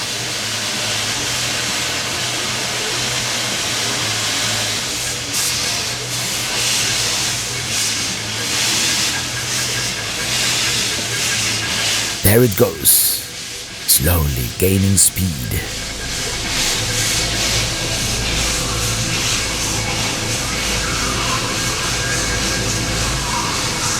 Let me tell you, it's gotta take some power to push that car up the steep incline. I really wanted to go up on the steam engine, but we were actually a little late to book our tickets, so it was sold out. So our consolation prize will be a trip on the biodiesel engine. I'm sure it will still be enthralling, just not as cool.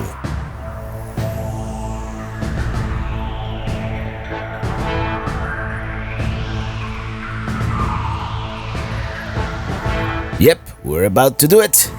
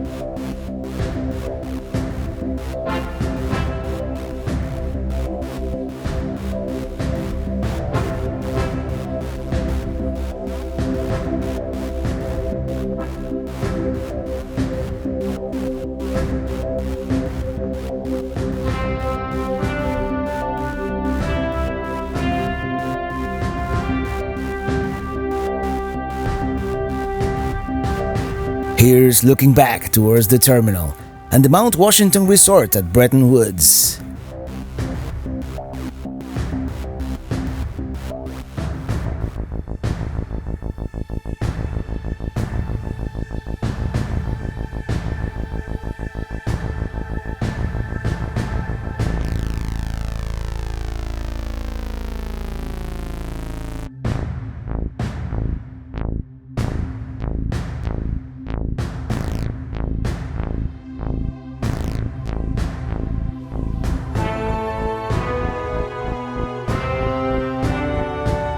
This area containing the highest peaks of the White Mountains is called the Presidential Range because most of the highest mountains are named after US presidents. The highest, of course, being Mount Washington. A large observation deck. That's the top, considered the top floor. And that would be the Appalachian Trail.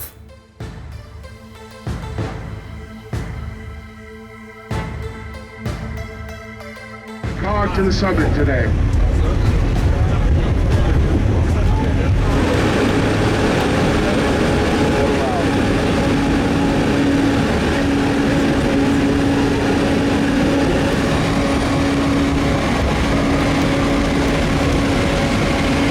Alright, let's do it. That was a fun ride.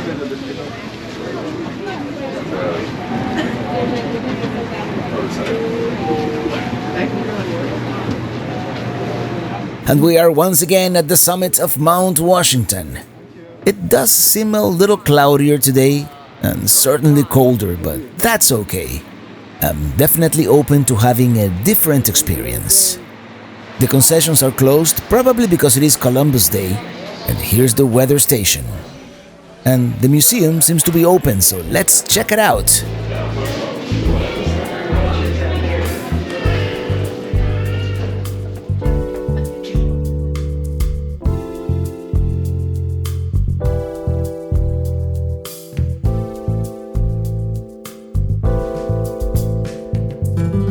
Here we have some samples of the local fauna.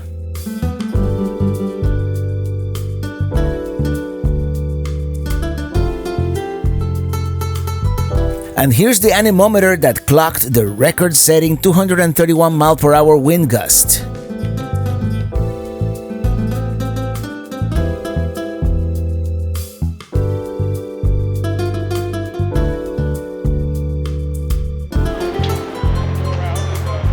Let's make the line so we can take a picture with the sign.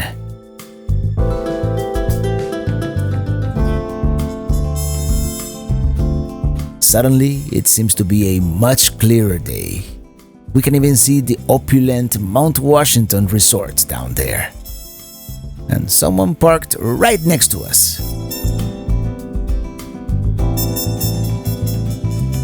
I think we've been very lucky. Most people who come up here don't get to see anything, and we've been blessed with clear skies 2 days in a row.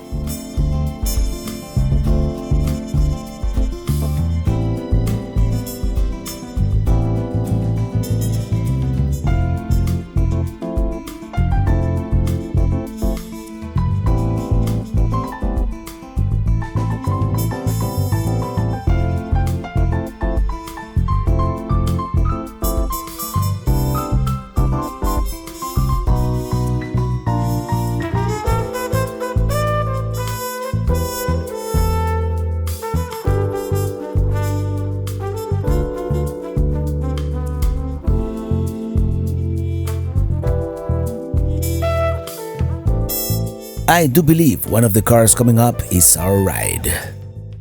And the steam locomotive is getting ready for departure. Here she goes. Draining all the water. I guess there's no need for steam on the way down. Gravity takes care of things.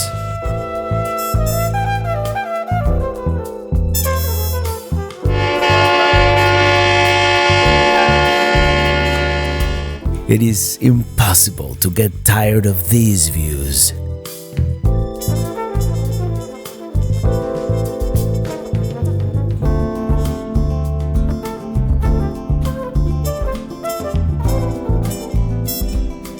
Here at the Jog Railway, I do not need that locomotive to get you guys down with these black wheels. We can actually get you guys from the summit to base with these black wheels alone. Now, we're not going to do that today, but that is something we are capable of doing.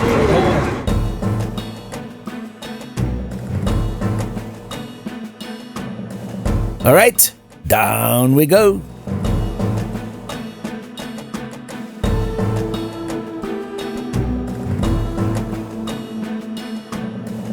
As someone who has been almost obsessed with the Appalachian Trail over the years, it is very exciting to see a section that I'll probably never get to do. Still, it would be exciting to tackle some of these mountains, but one careful step at a time.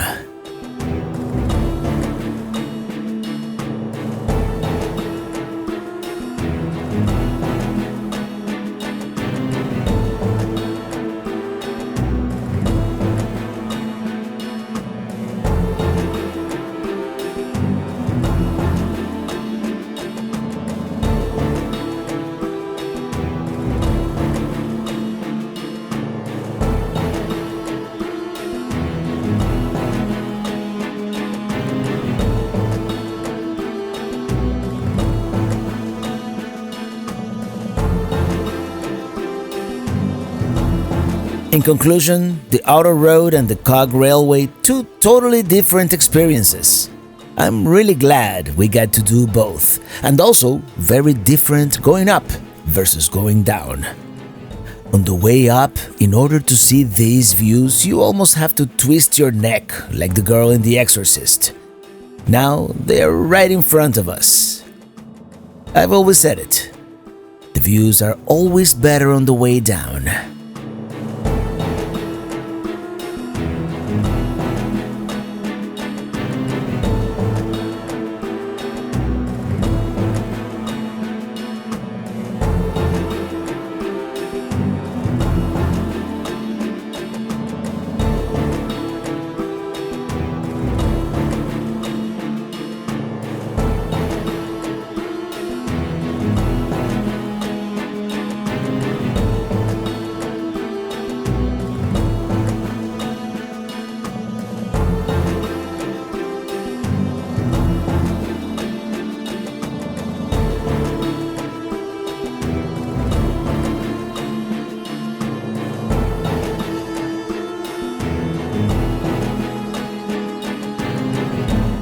We've made it all the way back down.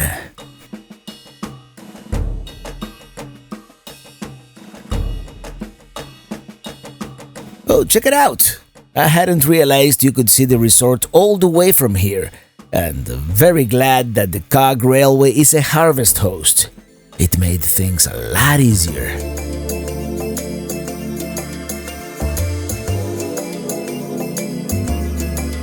Taking one last look, I ponder when we will return.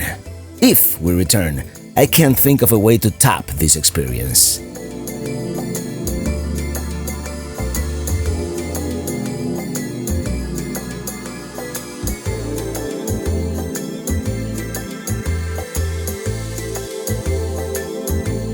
We wanted to stop by the Mount Washington Resort, but not a good idea with the trailer in tow. Another time, perhaps. It is October 11th, Columbus Day. In these parts, the end of the camping season. In fact, most campgrounds close down for the crude winter months, but we were able to find a couple scattered here and there across the state that will be open for a few more days. So our plans have changed a little bit, and we may not be able to see as much as we had originally anticipated. We're going to turn onto US 3 South, which is another beautiful drive.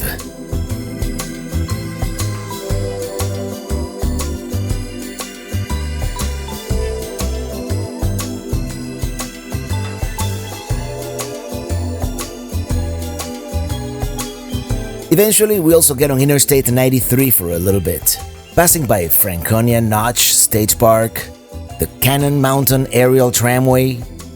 A little bit of traffic here, and by the way, in all my travels, it is the first stretch of interstate I see that is a 2-lane road.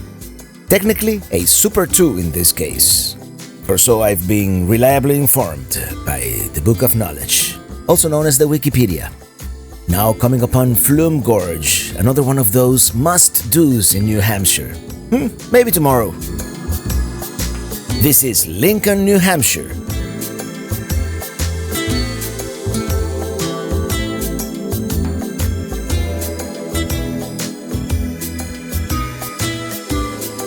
It seems very touristy, and here's where we're going to take the famous Kancamagos Highway. I've already checked, and it is RV friendly. It'll just be very hard to find parking this time of the year. Busy town.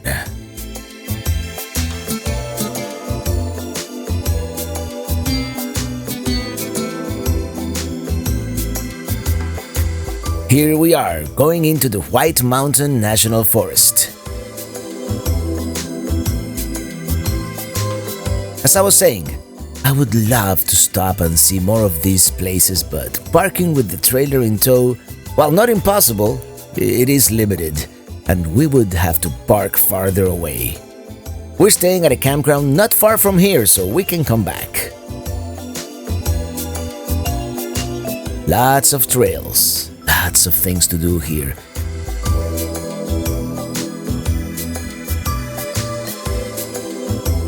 let me tell you, pretty congested. Lots of people leaf peeping in this area. Actually, a little too congested for my taste. This is Kancamagus Pass, elevation 2855. From here, we have nowhere to go but down. It is a beautiful drive, even if we didn't get to stop anywhere.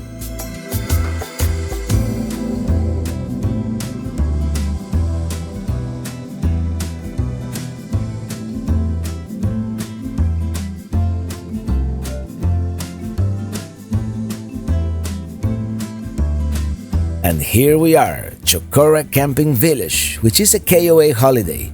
One of the few campgrounds still open in the great state of New Hampshire. Isn't this nice? This is our campsite here.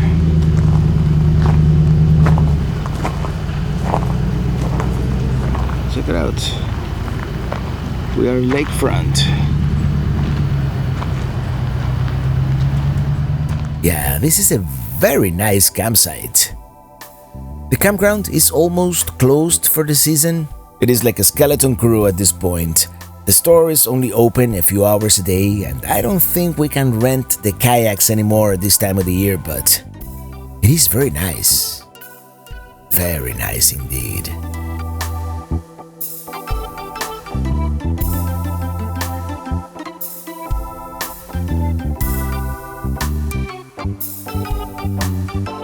Is that an intake I see? In any case, we'll continue exploring tomorrow.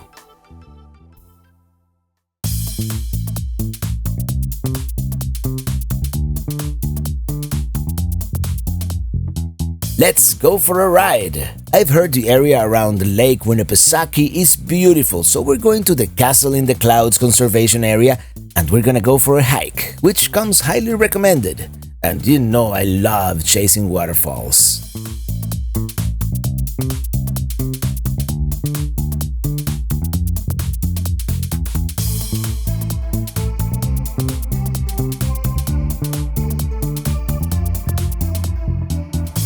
Alright, let's go for a little hike. It's a beautiful day in New Hampshire.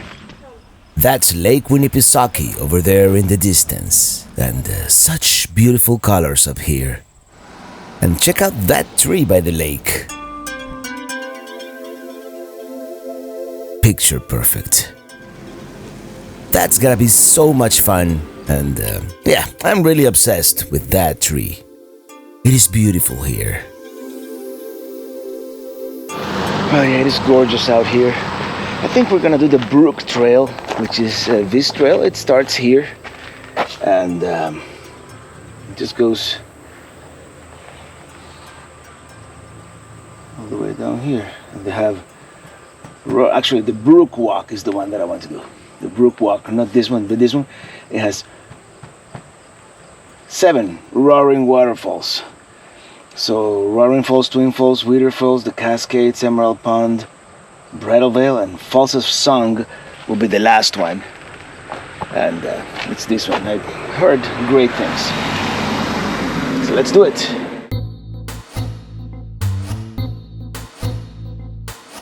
Hello, little fella. Oh no.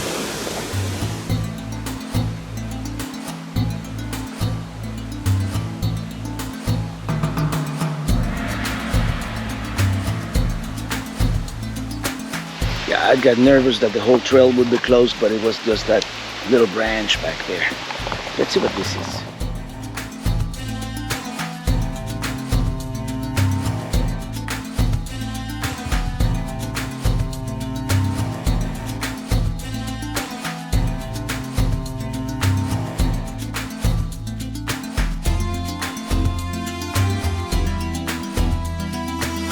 Number 2 is Twin Falls. Okay, here we are, second waterfall.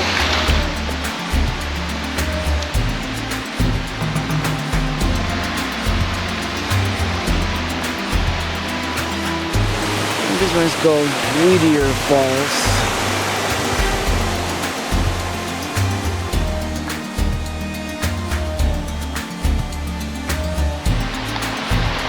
Yeah, Meteor Falls, and we lost cell phone signal, so we're just pretty much gonna follow the blazes.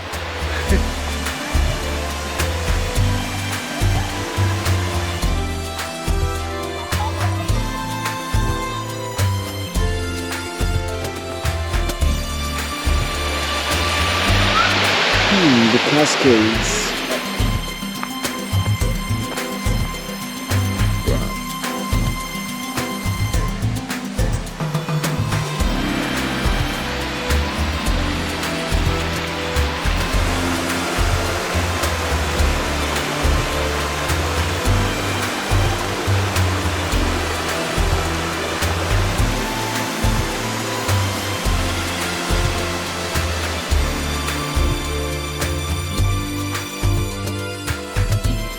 That must be the Emerald Pool, huh?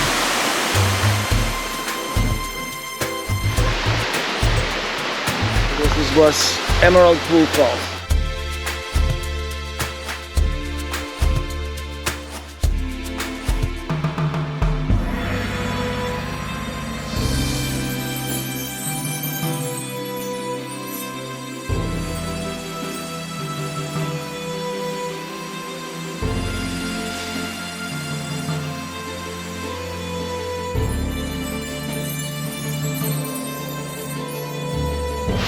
So far, this has been the best.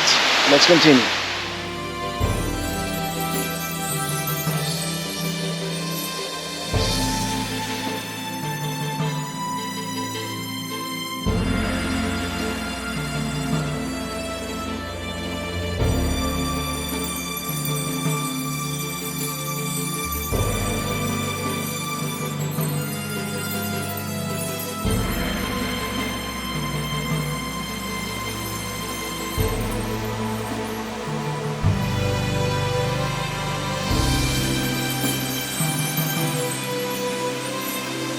This is definitely the most beautiful of them all, Fall of Song.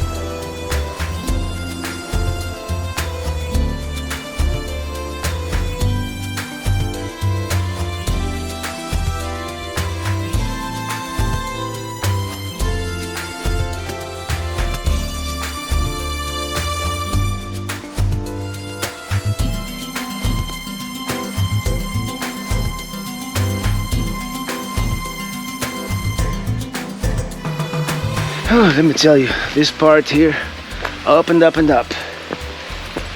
But I don't mind, I can use the exercise. I brought water, should be okay. It's about another mile maybe.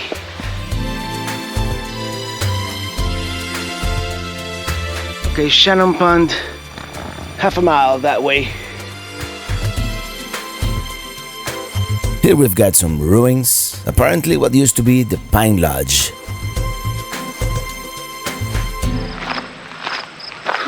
Well, I believe that will conclude our hiking for today. That was very rewarding.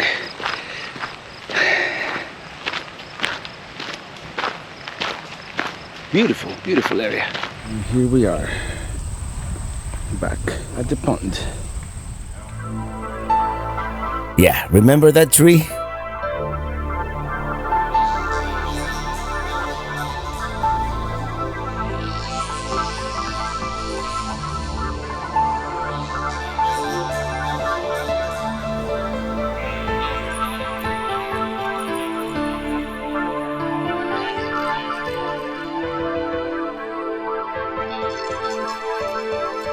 Of course, the main thing to visit here is the Castle in the Clouds, a historic estate with commanding views of Lake Winnipesaukee But we're not going today.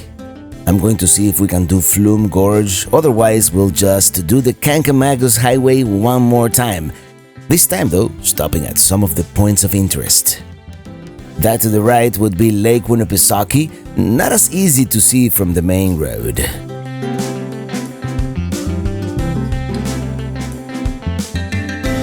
Let's stop here real quick.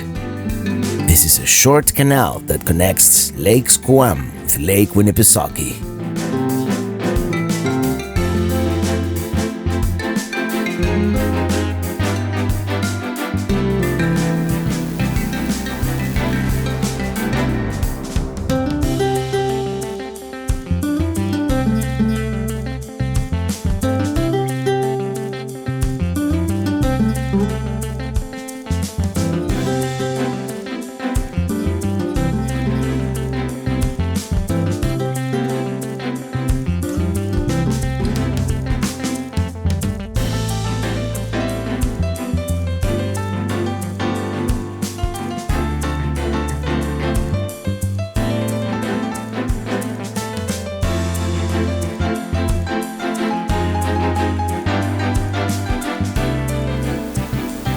As I mentioned, I wanted to visit Flume Gorge, but apparently I had to buy the tickets in advance, and judging by the parking lot, it is going to be very crowded, so this we're going to have to save for our next visit.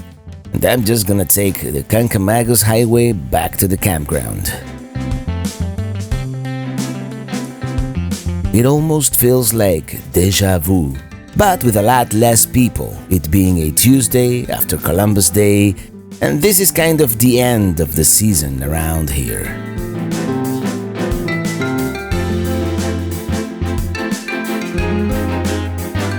Let's see what's going on here.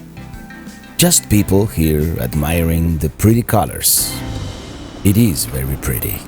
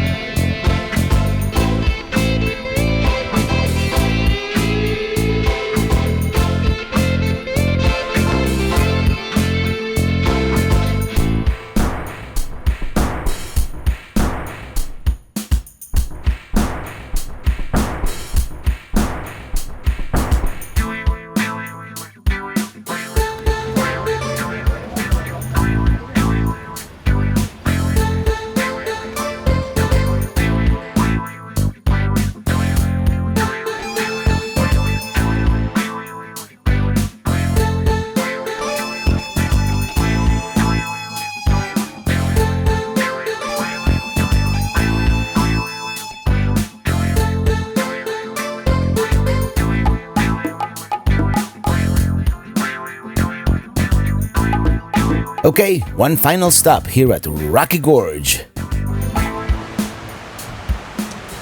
It is such a beautiful area, and I'm kind of bummed out we didn't get to see Flume Gorge, but at least we got to stop at some of the scenic pullouts we couldn't see yesterday. And we're back. Let's go get something to eat, and Jake's here has good reviews. And as it's been the theme in this area of New England, well, clam chowder, lobster roll, and Illy ordered something called a fishbowl margarita.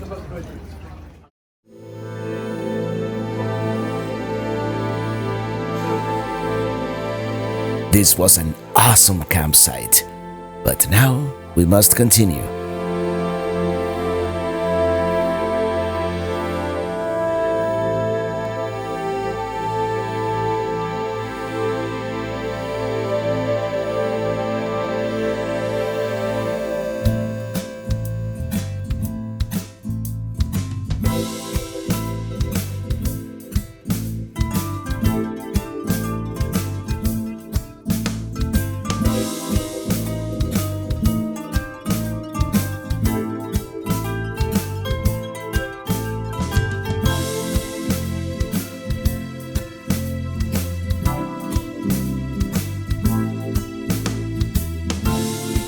There it is, Lake Winnipesaukee. I wish we could find a place to stop and admire the view. Riding my RV.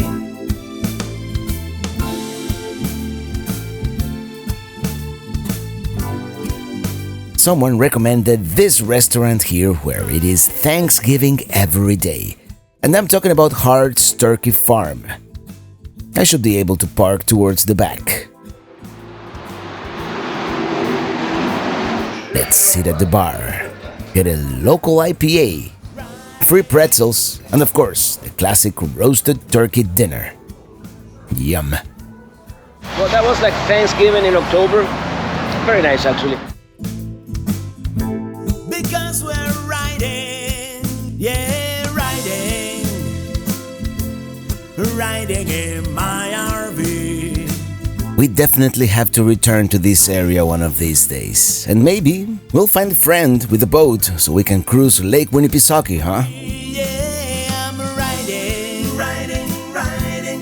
riding in my RV, wherever I want to be. 'Cause I'm free in my RV, yeah, tonight. Somewhere remote, we're gonna boondock. Actually, we almost had to, but we found what probably is the last campground still open in this area of New Hampshire.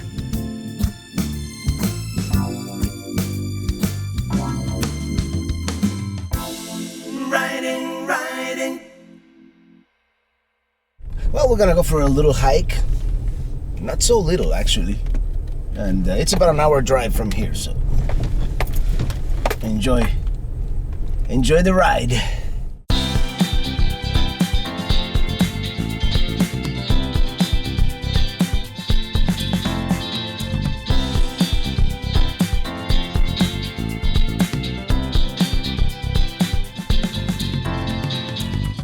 So, today we're hiking to the summit of Mount Monadnock, which, by the way, I had to get a reservation online.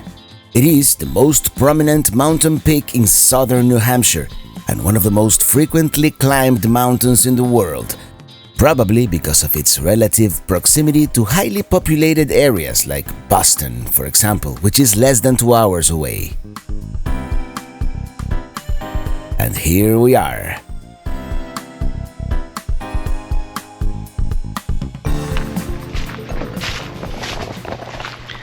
Alright, let's do this. We're going to go up on the White Dot Trail and then we'll take the White Cross on the way down. White Dot is a little shorter but steeper. This first part is the same and fairly easy with a gentle, steady climb. Oh no, I spoke too soon. It's getting a little rocky now.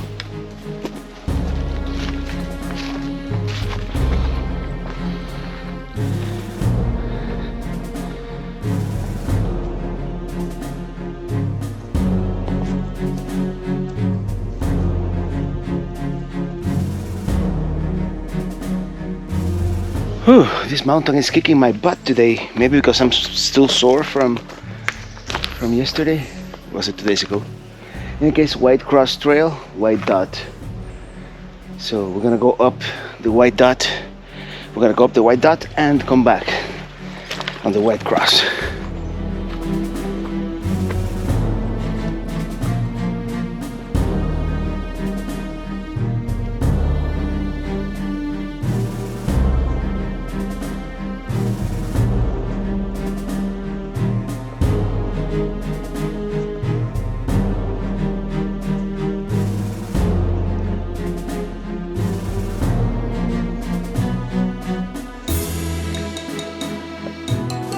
It's becoming more strenuous now that we're going up these stairs.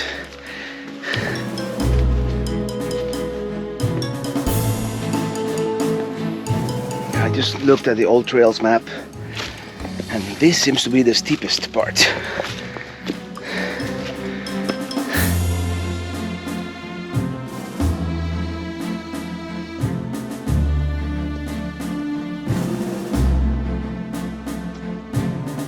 Well, I was wrong.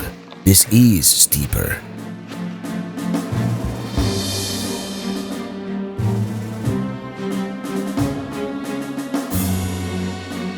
I kid you not, this is very steep. And as we turn around, there's already a little bit of a view.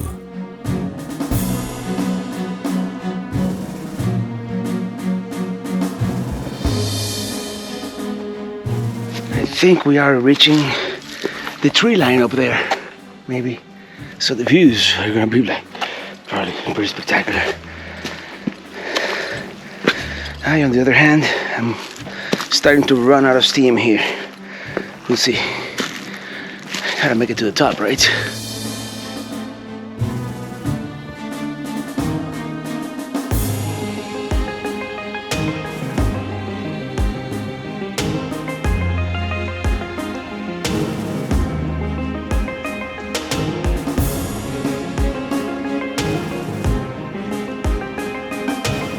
Oh no, I have to go all the way up there now. This is no good. This is the point where I tell you to look back. Look at that. That's amazing.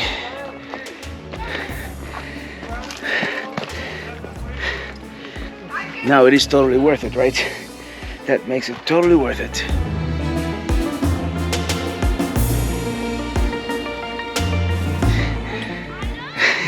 We're still about halfway up, by the way, so they were not kidding about it being about 2 hours.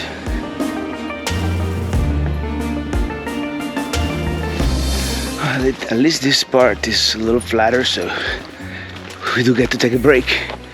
But I have a feeling we're gonna start going back up real soon here.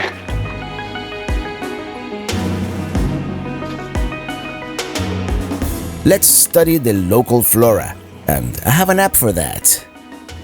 That. Juniper. Yeah, we've got slow internet. What can I tell you? Oh no. Yeah, this may be the hardest part right here. And look at that view. Well, they said it gets a little harder after this, so hopefully we can make it all the way up. A little scrambling here and there, but the views back there, totally worth it. Look what's coming next. But nothing has ever been written about cowards. You're welcome. So we gotta go all the way up.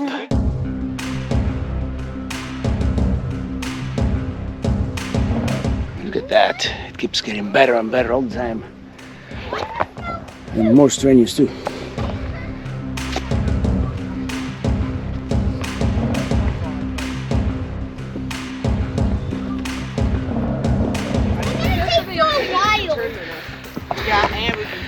Very busy trail.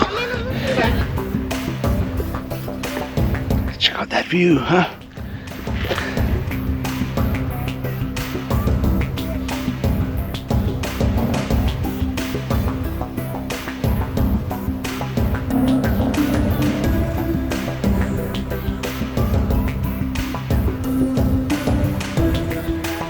Let's take in the panoramic view from here.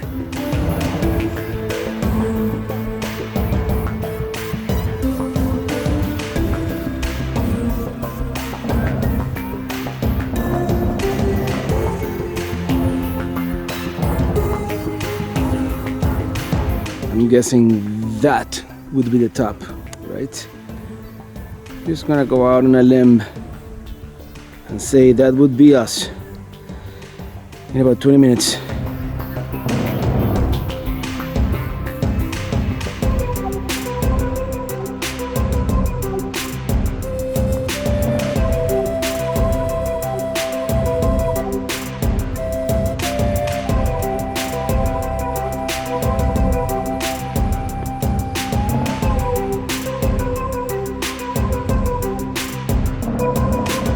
Seems a little sketchy. So yeah, that's what they say. Take the white dot up and the white cross down, because sometimes it is harder to go down when it is really steep like that. Let me check my app, but we should be very close to the top. Yeah, we're right here. I guess we have to go downhill a little bit here before our final ascent.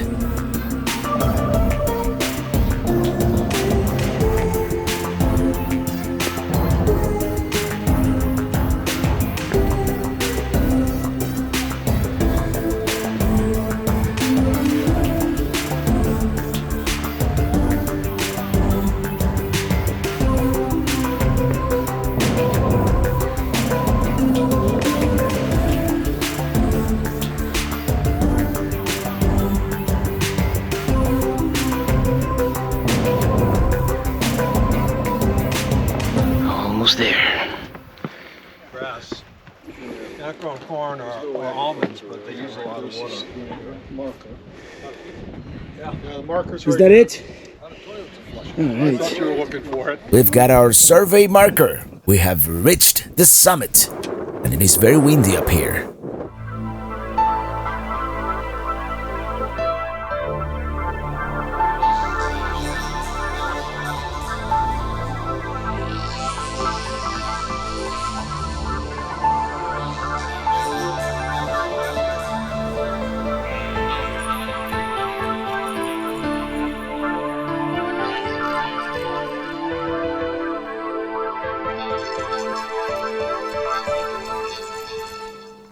All of a sudden, dead calm, and it is breathtaking.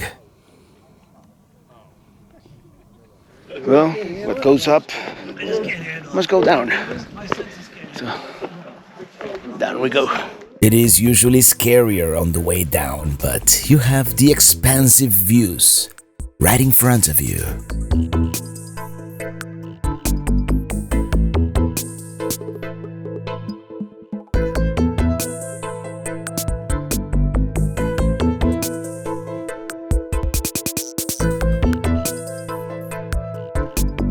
Sometimes you just have to take a break for the views.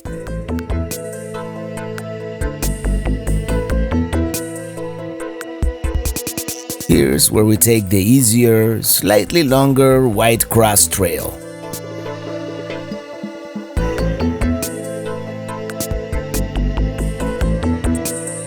Oh, I just can't get enough of these views.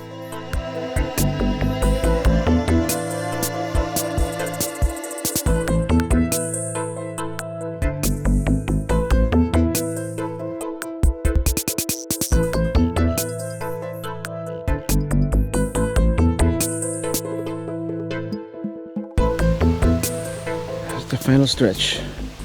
Whew. I'm tired, but we're almost there.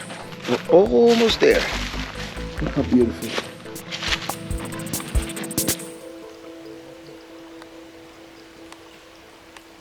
Mission accomplished. Let's go back to the campground.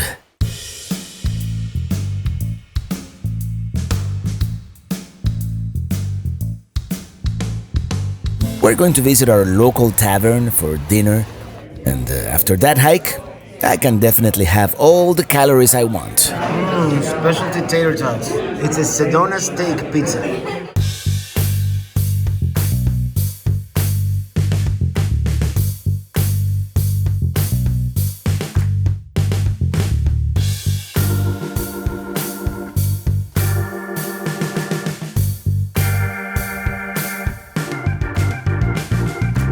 It is our last day in this area of New Hampshire, so we're going to stop by Concord, the state capital city, and Manchester, the most populous city in northern New England.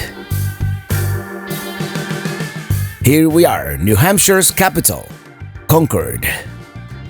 Let's try and find parking.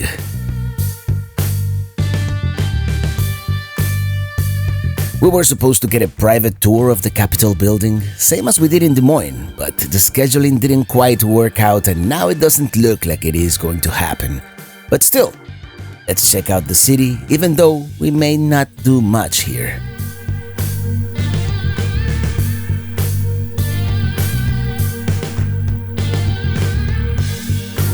Here we go.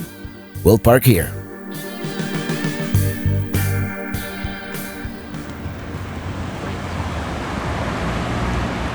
Here we are. The original Golden Eagle at the top was made out of wood and replaced in 1957 with this more element-proof version.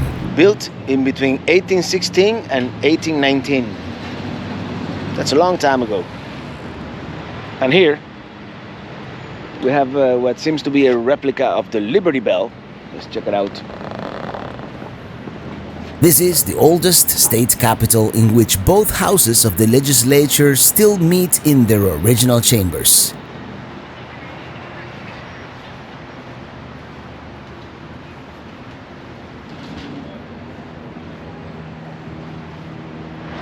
Well, there it is, the New Hampshire State House here in Concord. I would have liked to go inside, but then again, we just gonna see the outside for today. Same we did in Vermont, and continue towards Manchester. We might see a couple of things here in the state, but in the state capital and in Manchester, which is the largest city. And they have this arch here in front of the Capitol grounds. City of Concord, New Hampshire. The arch is a monument to the soldiers and sailors of the state of New Hampshire.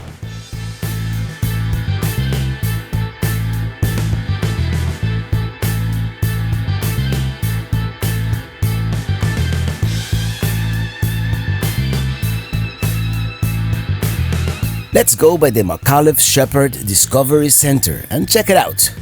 Actually, this is what I want to see. A Mercury Redstone rocket. This is actually a replica of the rocket that took New Hampshire native Alan Shepard into space back in 1961. That little black cone at the top, that's the capsule. Pretty scary, not to mention claustrophobic. The Discovery Center here was also named after New Hampshire's other famous astronaut, Krista Mcauliffe, who died in the Challenger disaster.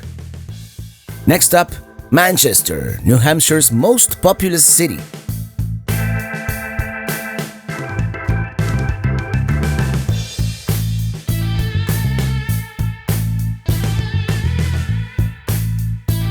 We've heard about this place called Murphy's. They have 120 beers on tap, and the food is supposed to be decent, so we figured we'd check it out and maybe have lunch. So here we are.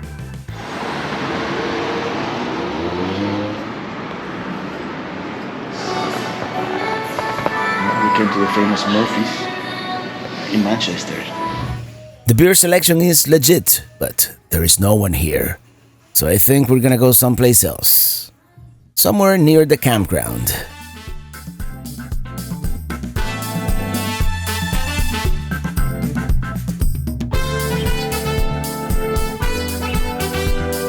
Goffstown here, pretty busy little town, and we're just 4.5 miles from the campground.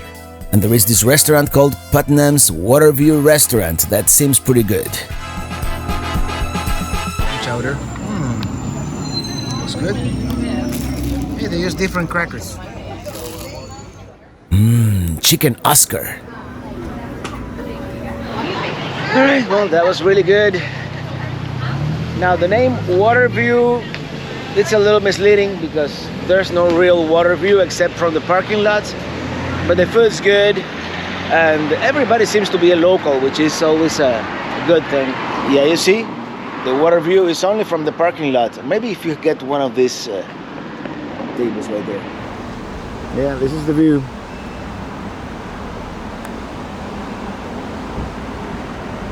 It is actually beautiful.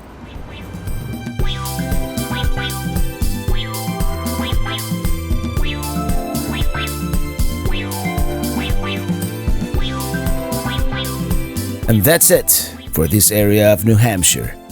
Tomorrow we're moving to the seacoast. And what's up with this rain?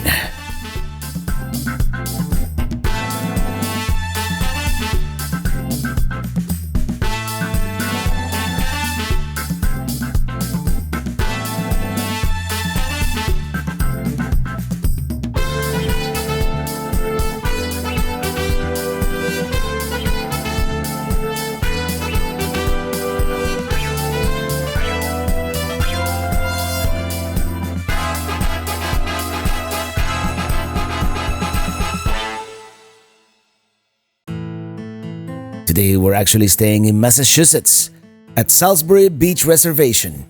Only place we could find.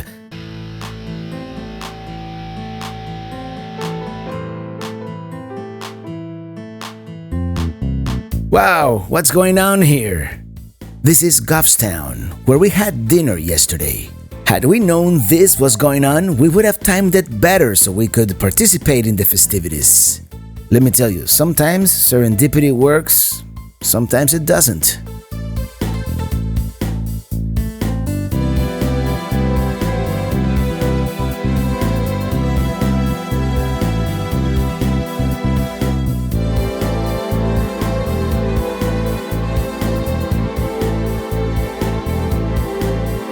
Massachusetts state line should be right around here, but I don't see a sign anywhere. Welcome to Massachusetts. Oh, there we go. We will be at our destination soon. And come to think of it, besides Boston, we haven't really done anything in the Bay State.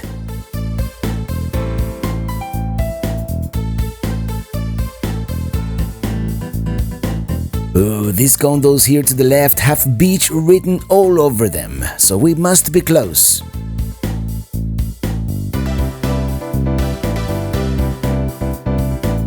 Nice campground, not very busy this time of the year. We're here for only one night, so let's go explore the seacoast. Well, explore might be too big a word. We're going to drive along it and see what it is like. This, by the way, is the mouth of the Merrimack River.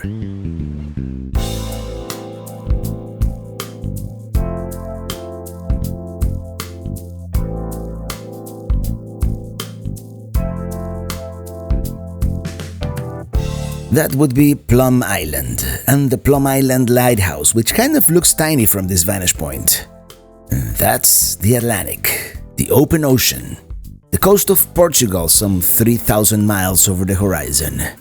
Let's go for a ride along the 15 or so miles that comprise the New Hampshire seacoast.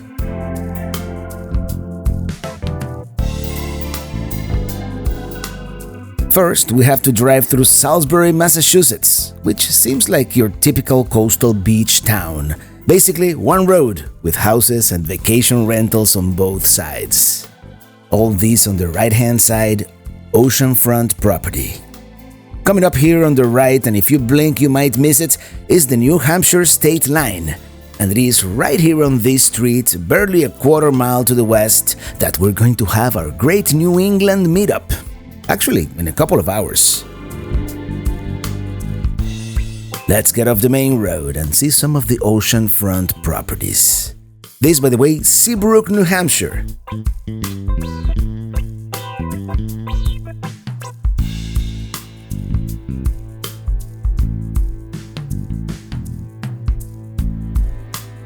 I think this is the only glimpse of the Atlantic we're gonna get from here. Let me tell you, I wish there was some place to park, but it is all private property. Very pretty, good-looking houses. Maybe someday we'll be able to rent something around here. Okay, here we go. Let's park right here and take a break.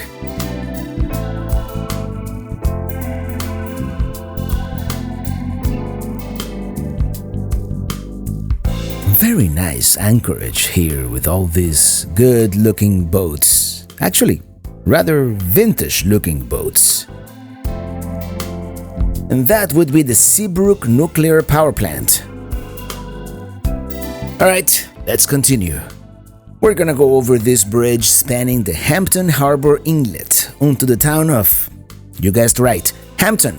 The good-looking campground on the right-hand side is none other than Hampton Beach State Park. We tried that one, but there was no vacancy.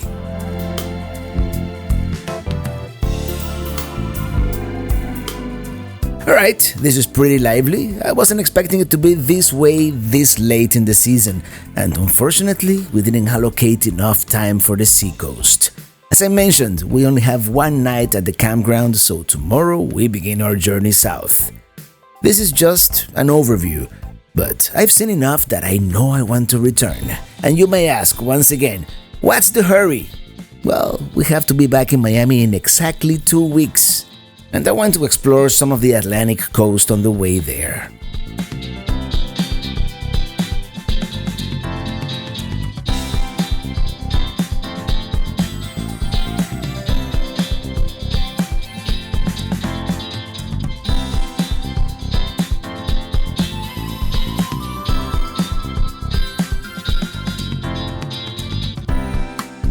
I can imagine this on a warm, sunny summer day, full of sunbathers. I really like this part here with the seawall.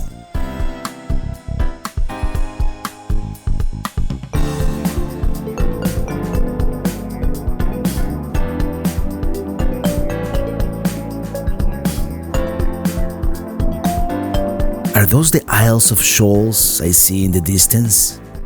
They sure are.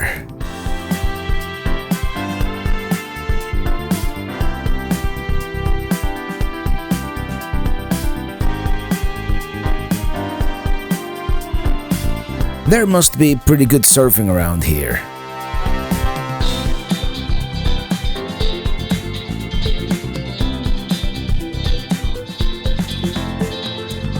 We are now in Northampton State Beach.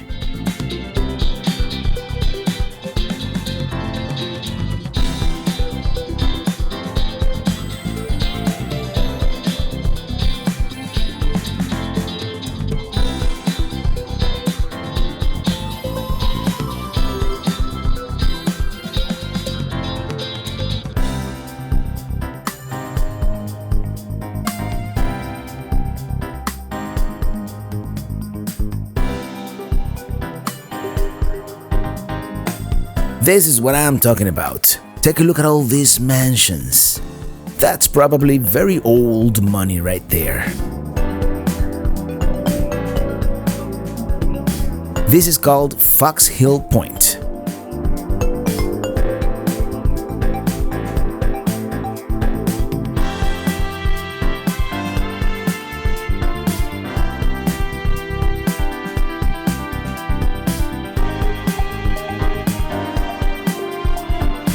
And we are now in Rye Harbor.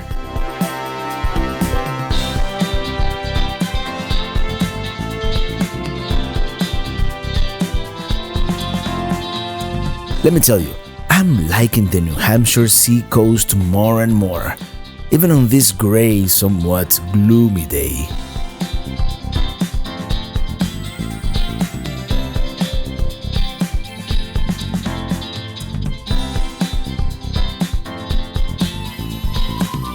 Let's park once again, really quick.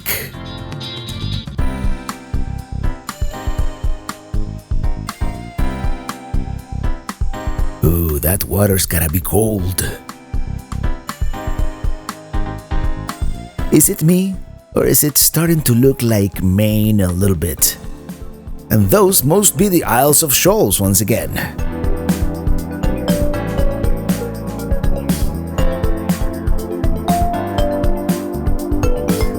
Yep, this rocky coastline definitely reminiscent of Maine. I mean, we're just a couple of miles away from the state line at this point. Alright, let's swing by Portsmouth and then we go to our meetup. By the way, there are so many state parks along this short coastline. I mean, many more than I expected.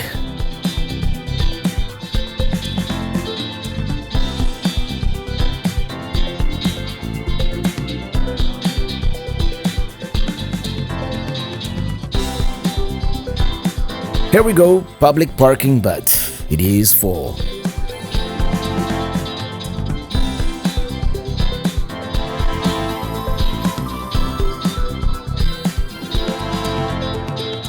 It is very lively.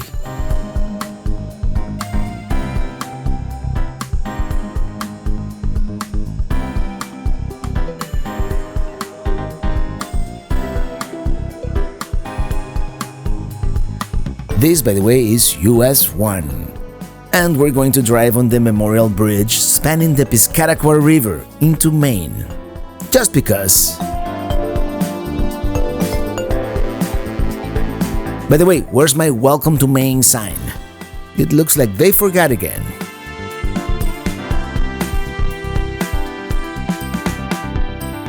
But at least we've got a lobster to greet us. Okay, back to New Hampshire we go. We did stop for some tax-free wine and liquor, and then, after a mediocre lobster roll, we met up with a bunch of awesome people at Brown's Lobster Pound. morning. Pretty chilly morning here in New England, especially since all we have is this hoodie. But today is probably going to be our last full day in the New England states. We're going down to Connecticut and then heading south, hugging the coast. I thought we were going to have a beautiful sunrise, but we still have the remnants of last night's storm. It wasn't a storm, but it rained quite a bit.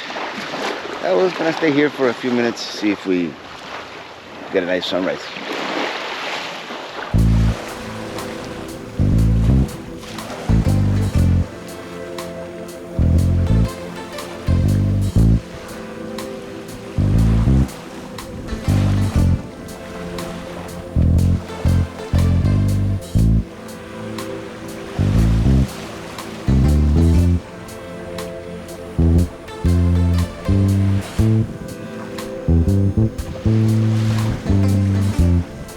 Alright, there's a faint hint of a sunrise right there.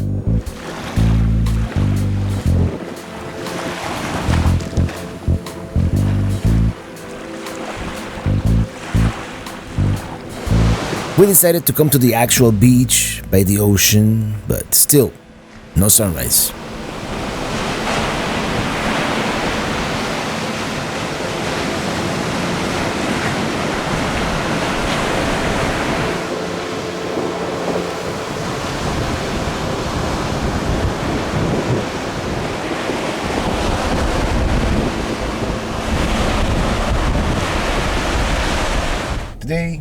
Today we begin a new phase in our... 600 feet, merge onto State Reservation Road. Never fails. Today we begin a new phase in our fall 2021 trip here. And as you know, there's no wrong way to RV, and a lot of people like to stay at places for weeks and months at a time, sometimes the whole season. But we are kind of restless. I get that itch to hitch from time to time, and as much as we've enjoyed New England, especially New Hampshire and Vermont, it's time to move to a different part of the country, namely back south. I hope you have enjoyed our New England adventure. Until the next one, thank you so much for watching, and see you on the road.